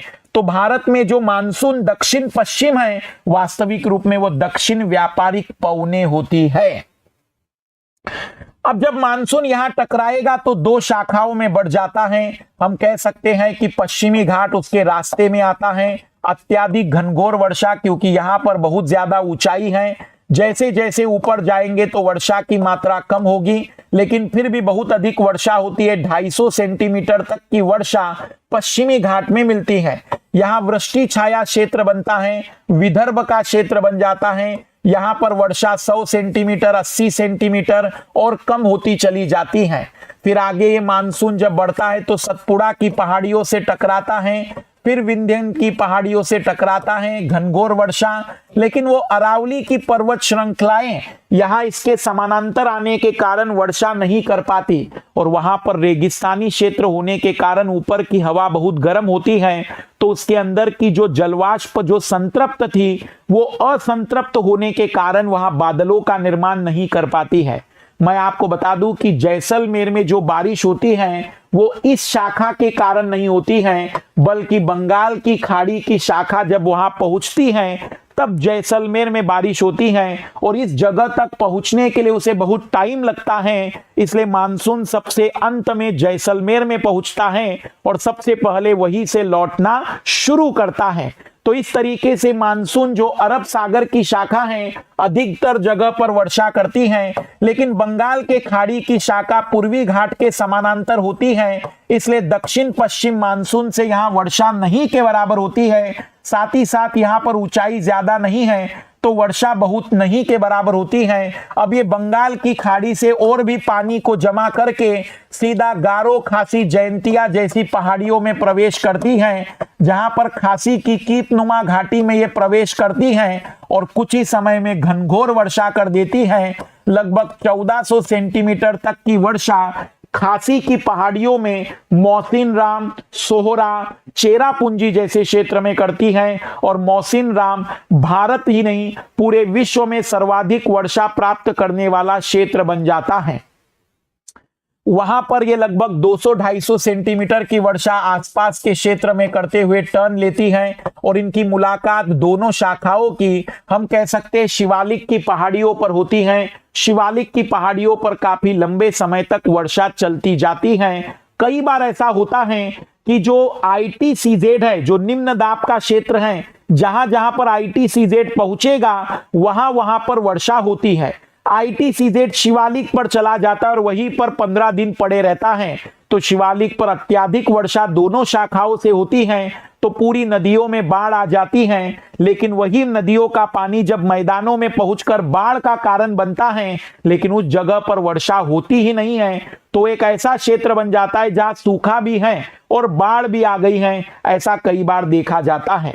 यहां मैं आप लोगों का ध्यान एक और जगह आकर्षित कर दूं कि भारत के अधिकतर जगह पर पर्वतीय प्रकार की वर्षा होती है, लेकिन भारत के मैदानी भागों में तो कोई पर्वत है ही नहीं। तो यहाँ जो वर्षा होती है वो चक्रवातीय प्रकार की वर्षा होती है। ITCZ जब मैदानी भागों में मिलता है तो बंगाल की खाड़ी में छोटे छोटे जो चक्रवात होते हैं वो ITCZ में प्रवेश करते हैं और यहाँ पर धीमे धीमे वर्षा करते हुए आगे बढ़ते हैं। तो भारत के मैदानी भागों में होने वाली वर्षा चक्रवातीय प्रकार की होती है। यहाँ तटीय क्षेत्र में भी चक्रवातीय प्रकार की वर्षा मिलती है, लेकिन भारत का जो निचला तटवर्ती क्षेत्र है यहाँ पर संवहनीय प्रकार की वर्षा मिलती है। तो भारत में पर्वतीय प्रकार की भी वर्षा मिलती है, चक्रवातीय प्रकार की भी वर्षा मिलती है, और निचले वाले जो हिस्से हैं वहां पर संवहनीय प्रकार की वर्षा भी होती है। लेकिन यह क्रम केवल सितंबर तक चलेगा। जैसे ही सितंबर में हम बातचीत करें कि 21, 22 सितंबर, 23 सितंबर की बात आती है, तो सूर्य वापिस अब विषुवत रेखा पर पहुंच जाता है और सितंबर के बाद अब सूर्य का दक्षिणायन होता है। जैसे ही सूर्य का दक्षिणायन होता है तो तिब्बत के पठार पर उठने वाला जेठ समाप्त हो जाएगा। जो हमारे थार के रेगिस्तान से हवाएं उठ रही थी वो बंद हो जाएगी, और जैसे ही ये घटनाक्रम शुरू होगा आप देखेंगे कि सूर्य ताप भी कम होने लग जाता है, और परिणाम स्वरूप अब भारत के क्षेत्र में उच्च दाब का निर्माण होने लगता है, और यही से अब मानसून का लौटना प्रारंभ होता है। पर इस दौर में देखना घटनाक्रम क्या होगा। अब इस दौर में सूर्य प्रकाश नहीं मिल रहा है ज्यादा मात्रा में, तो जो हमारा भूभाग गर्म हुआ था वो अपनी ऊष्मा को निकालता है, तो ऊष्मा को निकालता है, जलवाष्प की मात्रा बहुत ज्यादा है, तो एक दम घुटूपन की स्थिति निर्मित होती है। इस महीने में अक्टूबर हीट के नाम से उसे जाना जाता है। अक्टूबर हीट नाम ध्यान से सुनना। जब लौटता हुआ मानसून जाता है तो अब क्योंकि सूर्य प्रकाश उतना नहीं मिल पा रहा है जितना पहले मिल रहा था, तो हमारा जो क्षेत्र है धीमे धीमे अब ठंडा होना शुरू होगा। तो ठंडा होगा तो हमारे क्षेत्र से सूर्य प्रकाश जो भी ग्रहण किया था वो ऊष्मा के रूप में निकलेगा, और साथ ही साथ जलवाष्प भी बहुत ज्यादा है, तो वाष्प ज्यादा से ज्यादा हीट को एब्जॉर्ब करने लग जाता है। तो हमारे जो तापमान है जितना होना चाहिए उससे ज्यादा रहता है, उसे अक्टूबर हीट के नाम से जानते हैं। आजकल आप महसूस कर सकते हैं कि एक जमाने में बुजुर्ग लोग आपसे कहेंगे कि अक्टूबर तो इतना गर्म नहीं होता था, लेकिन आजकल बहुत गर्म हो रहा है। ये ग्लोबल वार्मिंग का भी प्रभाव है जिसके कारण अक्टूबर हीट बढ़ गई है। अब ये मानसून लौटता चला जाएगा और थोड़ी बहुत वर्षा करेगा क्योंकि इसमें आर्द्रता बहुत ही कम है, लेकिन ये जो मानसून बंगाल की खाड़ी से लौटेगा, ये लौटता हुआ मानसून अब कोरोमंडल के तट पर काफी घनघोर वर्षा करेगा क्योंकि अब उसके रास्ते में आ जाता है और यहां बंगाल की खाड़ी से वो आर्द्रता भी ग्रहण कर देता है। तो लौटते हुए मानसून के कारण यहां पर बारिश होती है। लगभग ये दिसंबर तक का दौर चलता है, और दिसंबर आते आते भारत के पूरे भूभाग पर उच्च दाब और समुद्र में तापमान बढ़ने के कारण निम्न दाब आ जाता है। ITCZ भी अब नीचे चला जाता है। तो अब भारत में नया मानसून जन्म लेता है, और उस मानसून का नाम है उत्तर पूर्वी मानसून, जो कि सामान्य व्यापारिक पवने हैं। जो सामान्य व्यापारिक पवने हैं वो वापिस स्थापित हो जाती हैं, उसे उत्तर पूर्वी मानसून कहते हैं। और पूरे शीतकाल में इस उत्तर पूर्वी मानसून के कारण हम देखेंगे कि कोरोमंडल के तट पर वर्षा होती है, लेकिन इस जगह पर कोई वर्षा नहीं होती क्योंकि सूखी हवाएं, शुष्क हवाएं गतिमान हो रही है समुद्र की ओर। लेकिन इस शीतकाल के दौरान यहां पर अब भारत में उच्च दाब बन गया है, आकाश साफ है, ठंड बहुत बढ़ जाती है, तो ये शीतकाल का मौसम कहलाता है। लेकिन इस शीतकाल के दौरान यहां पर एक बहुत महत्वपूर्ण घटना होती है, ये भूमध्य सागर है। भूमध्य सागर में विशेष प्रकार की जलवायु मिलती है जहां शीतकाल में ही वर्षा होती है। तो इस भूमध्य सागर के कई सारे बादल घूमते घूमते इस जेट के माध्यम से भारत की ओर आते हैं और जनवरी और फरवरी के महीने में हल्की बरसात कर देते हैं। इस हल्की बरसात को वेस्टर्न डिस्टर्बेंस कहा जाता है, पश्चिमी विक्षोभ कहा जाता है, और इस पश्चिमी विक्षोभ के कारण भारत के उत्तरी मैदानों में वर्षा होती है जो रबी की फसल के लिए लाभदायक होती है। पर जीवन इतना भी सरल नहीं है, जीवन इतना भी सरल नहीं है। ये जो पश्चिमी विक्षोभ है यह वर्षा राजस्थान से लेकर हरियाणा, पंजाब से लेकर बंगाल तक घटते हुए क्रम में करता है, लेकिन हिमालय की टोपियां, बर्फ की टोपियां भी इस पश्चिमी विक्षोभ से भरती हैं और शिमला जैसी जगह पर, कश्मीर जैसी जगह पर बर्फबारी होती है। अफगानिस्तान में अफीम की खेती के लिए काफी बेहतर मानी जाती है। कई सारी जगह पर इस वर्षा का काफी लाभ देखा जाता है। तो शीतकाल में भारत के उत्तरी मैदानों में जो वर्षा होती है वो पश्चिमी विक्षोभ के कारण होती है, जो सब ट्रॉपिकल जेट के द्वारा बादलों को लाया जाता है भारत की तरफ। तो पश्चिमी भाग में ज्यादा वर्षा होती है और पूर्वी भाग में कम वर्षा होती है, और शीतकाल में दक्षिण के कोरोमंडल तट पर वर्षा होती है। अब धीमे धीमे सूर्य का उत्तरायण शुरू होगा, तो मार्च के महीने से फिर वही घटनाक्रम अब शुरू होगा। मानसून के निर्माण की प्रक्रिया शुरू होगी। ग्रीष्म काल का मौसम पूरे भारत में रहेगा। पूरी तरह से तापमान उच्च बना रहेगा। धूल भरी आंधियां कई बार चलती है ठंडी और गर्म हवाओं के मिश्रण के कारण, और मानसून के आगमन से पहले कुछ जगह बूंदाबांदी होती है जिसे अलग अलग वर्षा के नाम से जानते हैं। जैसे केरल में मालाबार के तट पर उसे आम्र वर्षा कहते हैं, असम में उसको नार्वेस्टर कहते हैं, पश्चिम बंगाल में कार बैसाखी कहते हैं, कर्नाटक में उसे चेरी ब्लॉसम के नाम से जाना जाता है। ये मानसून के पहले ठंडी और गर्म हवाओं के मिश्रण के कारण होने वाली वर्षा होती है। याद रखना, ये जो तड़ित झंझा है, जो बिजली चमकती है, बादल का गरजना होता है, इसके लिए भी एक ही घटनाक्रम सबसे महत्वपूर्ण है। ठंडी और गर्म हवाओं का जब मिश्रण होगा तो तड़ित झंझा या अत्यधिक मात्रा में हम कहेंगे कि आवाज और गर्जन होंगे, और बहुत बड़ी मात्रा में ठंडी गर्म हवाओं के मिश्रण से विद्युत उत्पन्न होगी जिसे हम बिजली के नाम से जानते हैं। अब बातचीत करते हैं भारत का मानसून। यदि हम बात करें भारत के मानसून पर, एक बहुत ही महत्वपूर्ण प्रभाव है। भारत के मानसून पर कौन कौन प्रभाव डालता है? तो भारत के मानसून पर अल नीनो प्रभाव डालता है। अल नीनो प्रभाव डालता है भारत के मानसून पर अल नीनो प्रभाव डालता है। ला नीना प्रभाव डालता है। ला नीना प्रभाव डालता है। इनसो प्रभाव डालता है। इनसो प्रभाव डालता है। फिर आजकल एक नया आ चुका है इंडियन ओशियन डाइपोल। फिर एक और नई चीज आ चुकी है अल नीना मॉडू की, ला नीना मॉडू की, अल नीनो मॉडू की, ला नीना मॉडू की। तो अल नीना क्या है?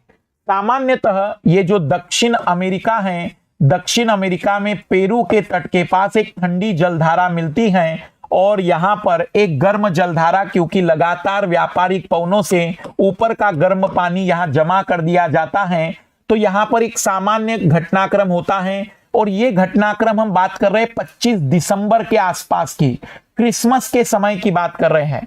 अगर क्रिसमस के समय घटना जो शुरू होती है, 6 महीने चलती है ये घटना, ऐसा नहीं कि 1-2 दिन की घटना है, 6 महीने चलने वाली घटना है।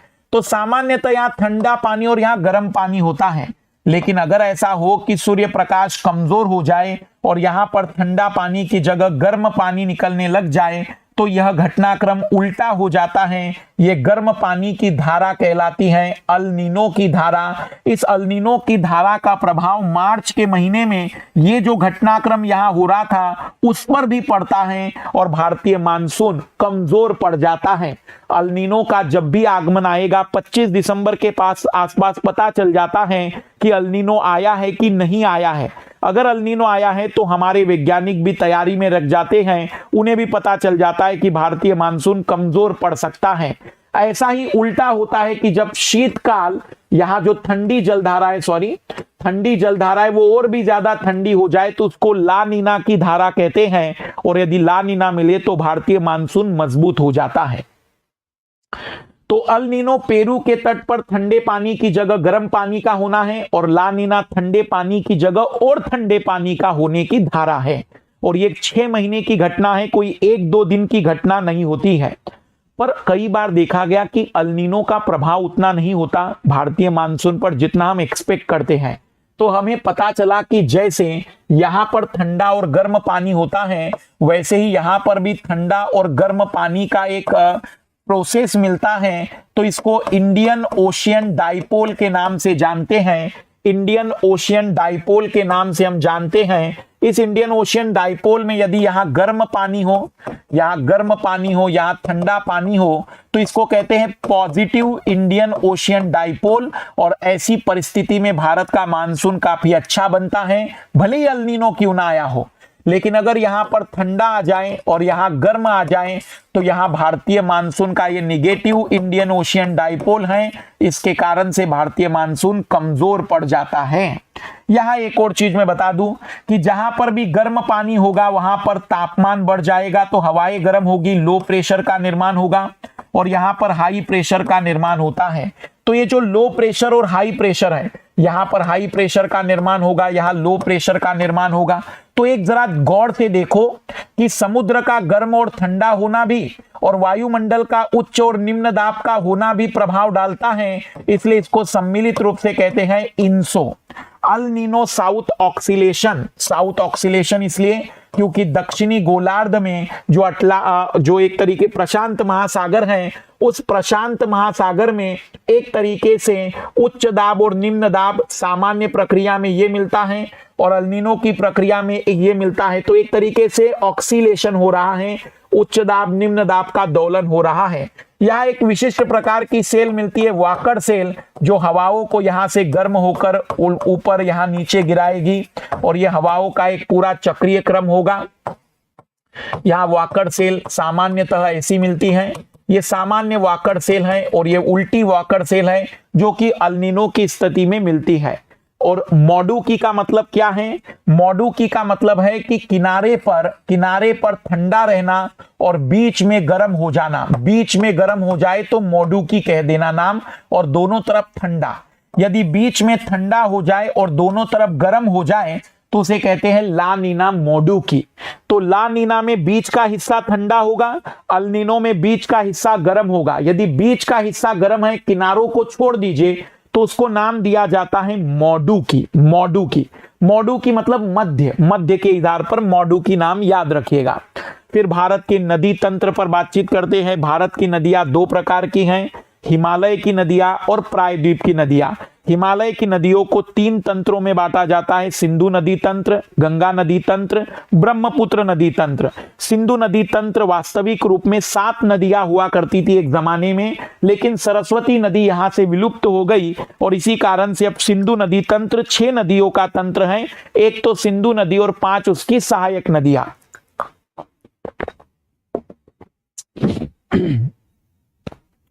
ये सिंधु नदी तंत्र की सबसे बड़ी नदी है, जो कि कैलाश मानसरोवर के पास से निकलती है और हम देख सकते हैं कि यह यू टर्न लेती है इस जगह से, यहां पर एक बहुत बड़ा खड्ड का निर्माण करती है। इसकी सहायक नदियां हैं झेलम, चेनाब, रावी, व्यास, सतलज। इसकी जो सहायक नदियां हैं पंचनद के नाम से जानी जाती है और इसलिए यहाँ का जो फर्टाइल क्षेत्र है वो पंजाब के नाम से जाना जाता था। पाकिस्तान में भी पंजाब है, भारत में भी पंजाब है। इसकी जो नदियां हैं, सिंधु सबसे मुख्य नदी है, तिब्बत के मानसरोवर झील के समीप। सतलज जो है ये राक्षस ताल से निकलती है। झेलम जो है वो जम्मू कश्मीर में बेरीनाग के समीप निकलती है। इकलौती झेलम नदी ऐसी है जो विसर्प बनाती है, क्योंकि यहाँ पर मैदानी भाग में इसके अंदर एक तरीके से विसर्पण देखा जाता है। चिनाब नदी जो है वो हिमाचल प्रदेश में बारालाचला दर्रे के समीप से निकलती है। रावी व्यास हिमाचल प्रदेश के रोहतांग दर्रे के समीप से निकलती है। हिमालय से निकलने वाली फिर गंगा पर बात करें तो गंगा नदी में जो गंगा का उद्गम है वो गंगोत्री है, यमुना का यमुनोत्री है। यमुना, रामगंगा, गोमती, घाघरा, गंडक, कोसी और महानंदा ये वो गंगा की सहायक नदियां जो हिमालय से निकलती हैं, क्योंकि भारत में गंगा 2525 किलोमीटर लंबाई का सबसे बड़ा नदी तंत्र का निर्माण करती है, जो प्रायद्वीपीय पठारी क्षेत्र से भी नदियां वहां पर सहायक के रूप में मिलती हैं और हिमालय की भी सहायक नदियां यहां पर मिलती हैं। तो याद रखना, हिमालय की सहायक नदियों में यमुना, रामगंगा, गोमती, घाघरा, गंडक, कोसी, महानंदा। घाघरा घग्गर अलग है, घग्गर सरस्वती नदी का नाम ही है। जो आज घग्गर मिलती है वो सरस्वती का अवशेषी रूप माना जाता है। प्रायद्वीपीय पठार से निकलने वाली गंगा की सहायक नदियां चंबल, सिंध, बेतवा, केन, सोन, टोंस हैं, जिसमें चंबल, सिंध, बेतवा ये तीनों नदियां वास्तव में यमुना की सहायक नदियां हैं और केन, सोन, टोंस वास्तविक रूप में गंगा की डायरेक्ट सहायक नदियां हैं। फिर दाएं तट में अगर हम बात करें तो दाएं तट में ये जो यमुना है, ये यमुना इलाहाबाद में मिलती है, जिसे आज हम प्रयागराज के नाम से जानते हैं। तो केवल इकलौती नदी ऐसी यमुना है जो हिमालय से निकलती है और दाएं तट से मिलती है। यहां पर अगर हम देखेंगे तो ये हो जाएगा हमारा बाया तट। बाएं तट से मिलती हैं ये वाली नदियां, ये बाएं तट से मिलती हैं और ये दाएं तट से मिलती है। ये दाएं तट से मिलने वाली नदियां हैं। दाएं तट से मिलने वाली नदियां यमुना, इकलौती यमुना ऐसी है जो हिमालय से निकलकर दाएं तट से मिलती है। बाकी सभी हिमालयी नदियां बाएं तट से गंगा से मिलती हैं। राम गंगा, गोमती, घाघरा, गंडक, कोसी, महानंदा। चंबल यमुना की सबसे बड़ी सहायक नदी है। चंबल, सिंध, बेतवा, केन। चारों नदियां प्रायद्वीपीय पठार के अंतर्गत मालवा के पठार से निकलती हैं। गोमती नदी गंगा की एकमात्र सहायक नदी है जो हिमालय पर्वत से ना निकलकर मैदानी क्षेत्र से निकलती हैं। गंडक नदी को नेपाल में शालिग्राम या नारायणी नदी कहते हैं। कोसी नदी जो नेपाल से निकलकर बिहार में गंगा नदी में मिलती है और इसे बिहार का शोक कहते हैं क्योंकि अपना रास्ता बदलती रहती है। महानंदा नदी का उद्गम पश्चिम बंगाल में दार्जिलिंग की पहाड़ियों से होता है। दार्जिलिंग की पहाड़ियों से होता है। फिर ब्रह्मपुत्र है। अगर हम ब्रह्मपुत्र की बात करें तो यह भी मानसरोवर से ही मिलती है, निकलती है और नामचा बरवा के पास से भारत में प्रवेश करती है दिहांग के नाम से। फिर यहाँ पर दिबांग और लोहित दो नदियां इसमें जाकर मिलती हैं, तब इसका नाम ब्रह्मपुत्र होता है। और जब ये बांग्लादेश में गिरती है तो इसका नाम जमुना होता है। अंतिम रूप में वो मेघना के रूप में डेल्टा बनाती है, मेघना के रूप में। तो दिबांग, लोहित, धनश्री, सुबनसिरी, जिया भरेली, पगलादिया, मानस, तिस्ता और पिथुमारी ये सब उसकी सहायक नदियां। मानस नदी भूटान से निकलकर असम में ब्रह्मपुत्र नदी से मिलती है। फिर अरब सागर में गिरने वाली नदियों की ट्रिक्स याद रखिएगा। अरब सागर में जो प्रायद्वीपीय नदियां मिलती हैं जिसमें सबसे बड़ी है नर्मदा और फिर तापी। ये ऐसी प्रायद्वीपीय नदियां हैं जो भ्रंश घाटी से मिल बहती हैं, ज्वार नदमुख का निर्माण करती हैं। और अगर हम बात करें तो इसके अलावा अरब सागर में कई छोटी छोटी नदियां आपको मिलती हुई मिलेगी। अरब सागर में जो नदियां गिरती हैं, सालू की मां भानुमती सोजा, साबरमती, लूनी, माही, भरत पूजा या पोन्नानी, नर्मदा, मांडवी, ताप्ती, सोम और जोखम या जाखम भी कहते हैं इसको।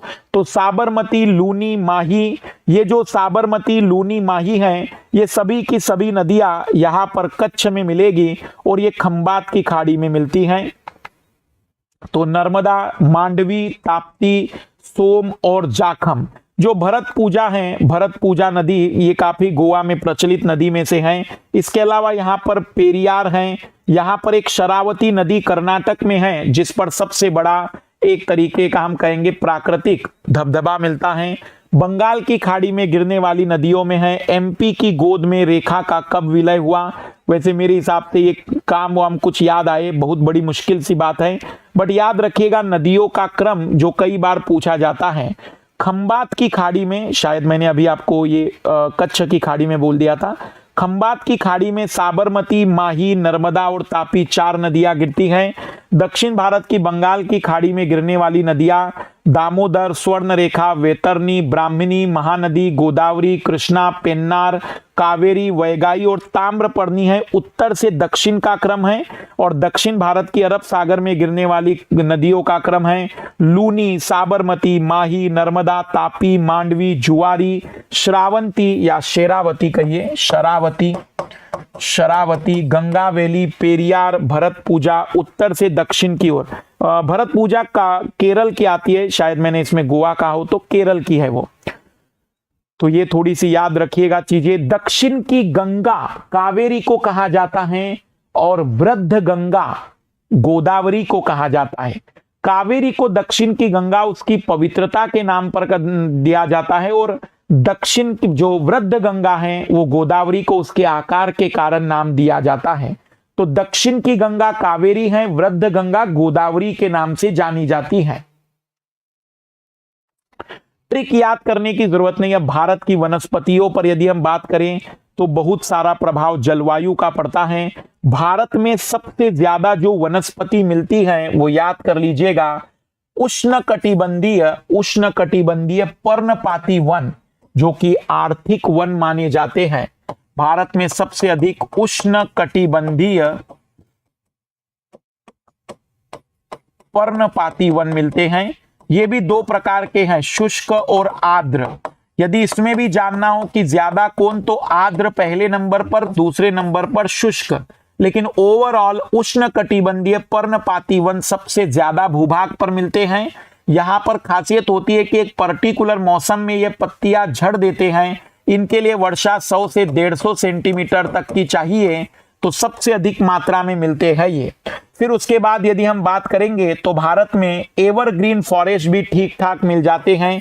एक तो पश्चिमी घाट पर, पूर्वी घाट का बहुत ही कम हिस्सा, और उसके बाद फिर अगर हम बात करेंगे तो जो सदाबहार वन मिलेंगे वो हमें उत्तर पूर्वी भारत में सदाबहार वनों के रूप में मिलते हैं। ये पर्वतीय वन मिलते हैं यहाँ पर, जहां पर पर्वत में एक प्रकार से जो अलग ही प्रकार की मिट्टी होती है, क्योंकि पर्वत में अलग अलग प्रकार के वन ऊंचाई के आधार पर अलग अलग मिलेंगे, जैसे शंकुधारी, फिर उसके बाद सदाबहार, इस तरीके का मिश्रण।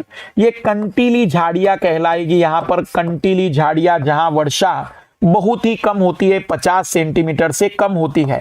और ये जो डेल्टाई क्षेत्र होते हैं, यहाँ दलदली वनों का क्षेत्र आपको मिलेगा, दलदली वनों का क्षेत्र मिलेगा। उष्णकटिबंधीय वर्षा वन, जिन्हें सदाबहार वनों के नाम से जाना जाता है, सदाबहार वनों के नाम से जाना जाता है। 1 मिनट का ब्रेक है बस।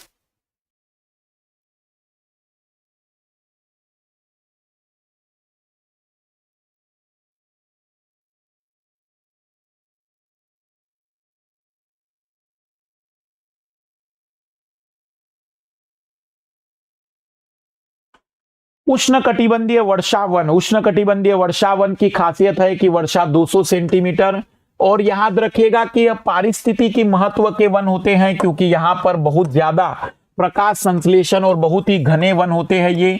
यहाँ पर आपको पेड़ के ऊपर पेड़ मतलब इपीफाइट्स भी मिल सकते हैं। इपीफाइट्स की खासियत यहाँ पर होगी। अंडमान निकोबार का जो क्षेत्र है, हिमालय का तराई क्षेत्र है, अरुणाचल प्रदेश को छोड़कर अधिकतर जगह पर ये मिलेंगे, क्योंकि अरुणाचल प्रदेश में पर्वतीय वन मिलते हैं। अंडमान निकोबार का द्वीप समूह, पश्चिमी जो घाट है, बहुत कठोर और सघन लकड़ी मिलती है, जैव विविधता बहुत ज्यादा होती है।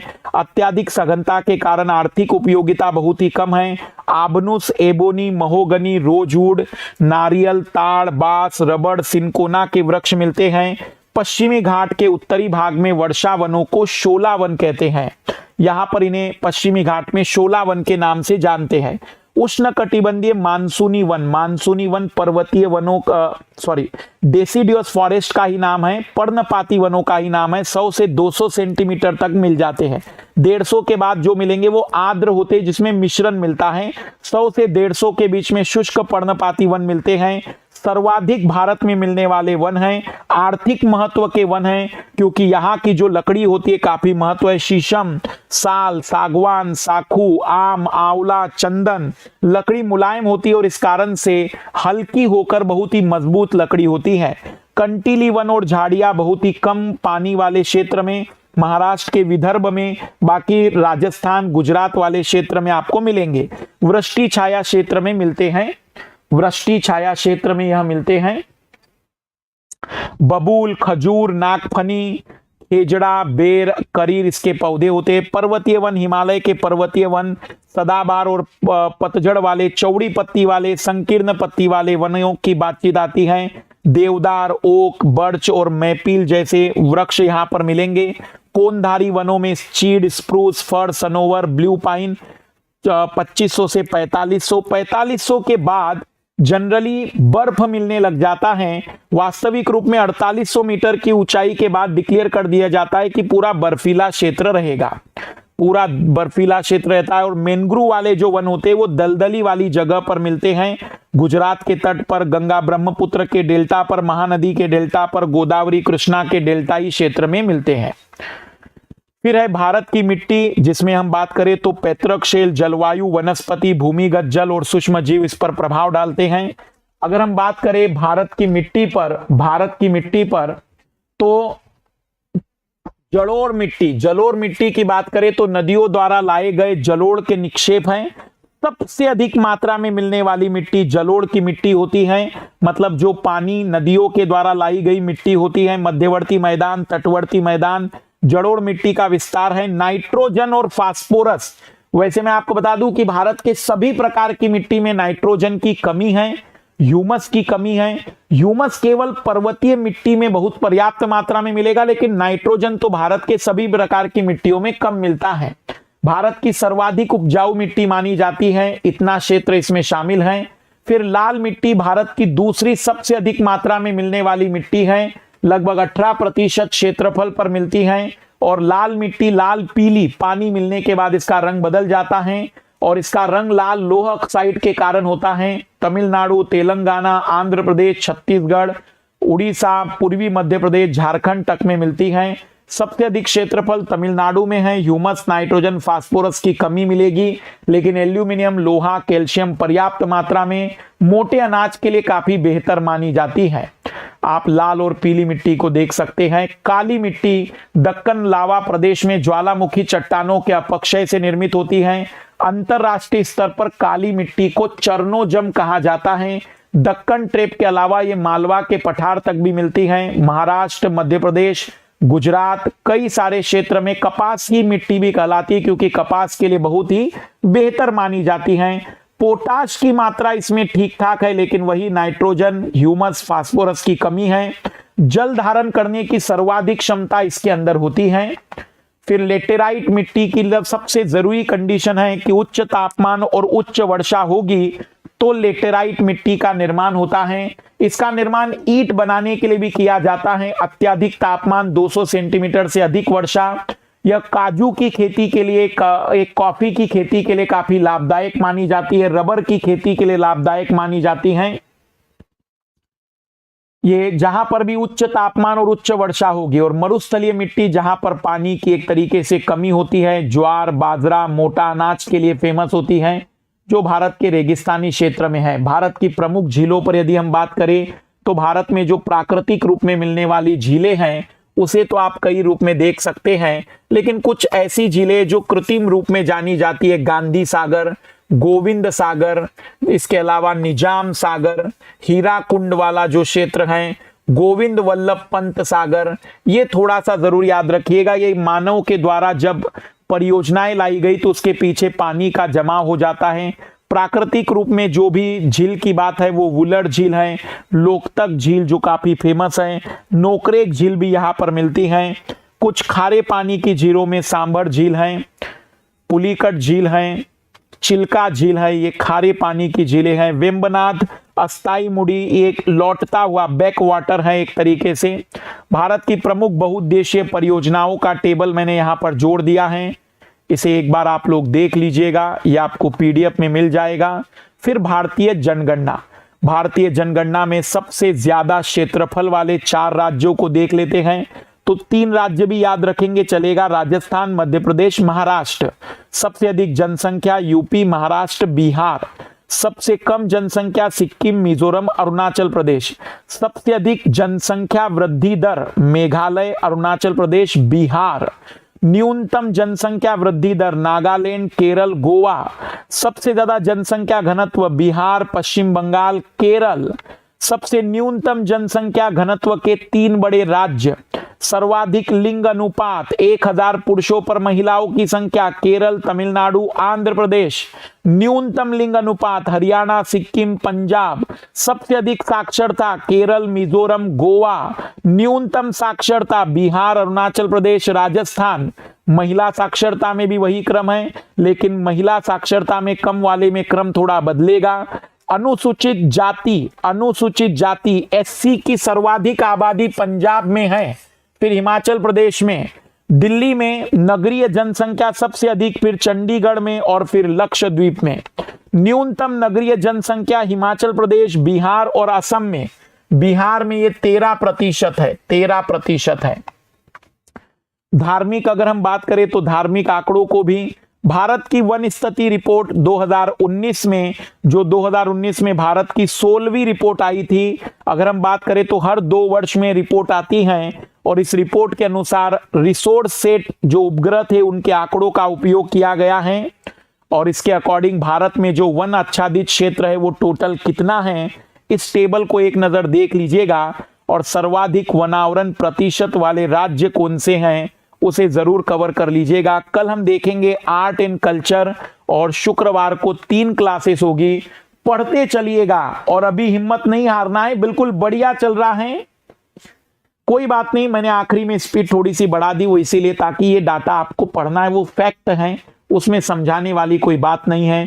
भारत का लिंग अनुपात कितना है वो इसलिए याद रखिएगा इस बार, जनगणना इसलिए याद रखिएगा क्योंकि अब इसके बाद नई जनगणना शुरू होगी, तो इस कारण से पुरानी जनगणना के आंकड़ों को ताजा रखा जाता है। तो जनगणना के सवाल बन सकते हैं। अंतिम रिवीजन कर लीजिएगा। कल हम देखेंगे इसमें आर्ट एंड कल्चर की क्लास, और इसी के साथ फिर हमारा तैयारी वाला सेशन खत्म हो जाएगा। शुक्रवार को मोटिवेशनल और सीसेट पर बातचीत करेंगे, और पढ़ते चलिएगा, जहां तक हो सकता है वहां तक मैं आपके साथ बना हुआ हूं। सभी को बेस्ट ऑफ लक।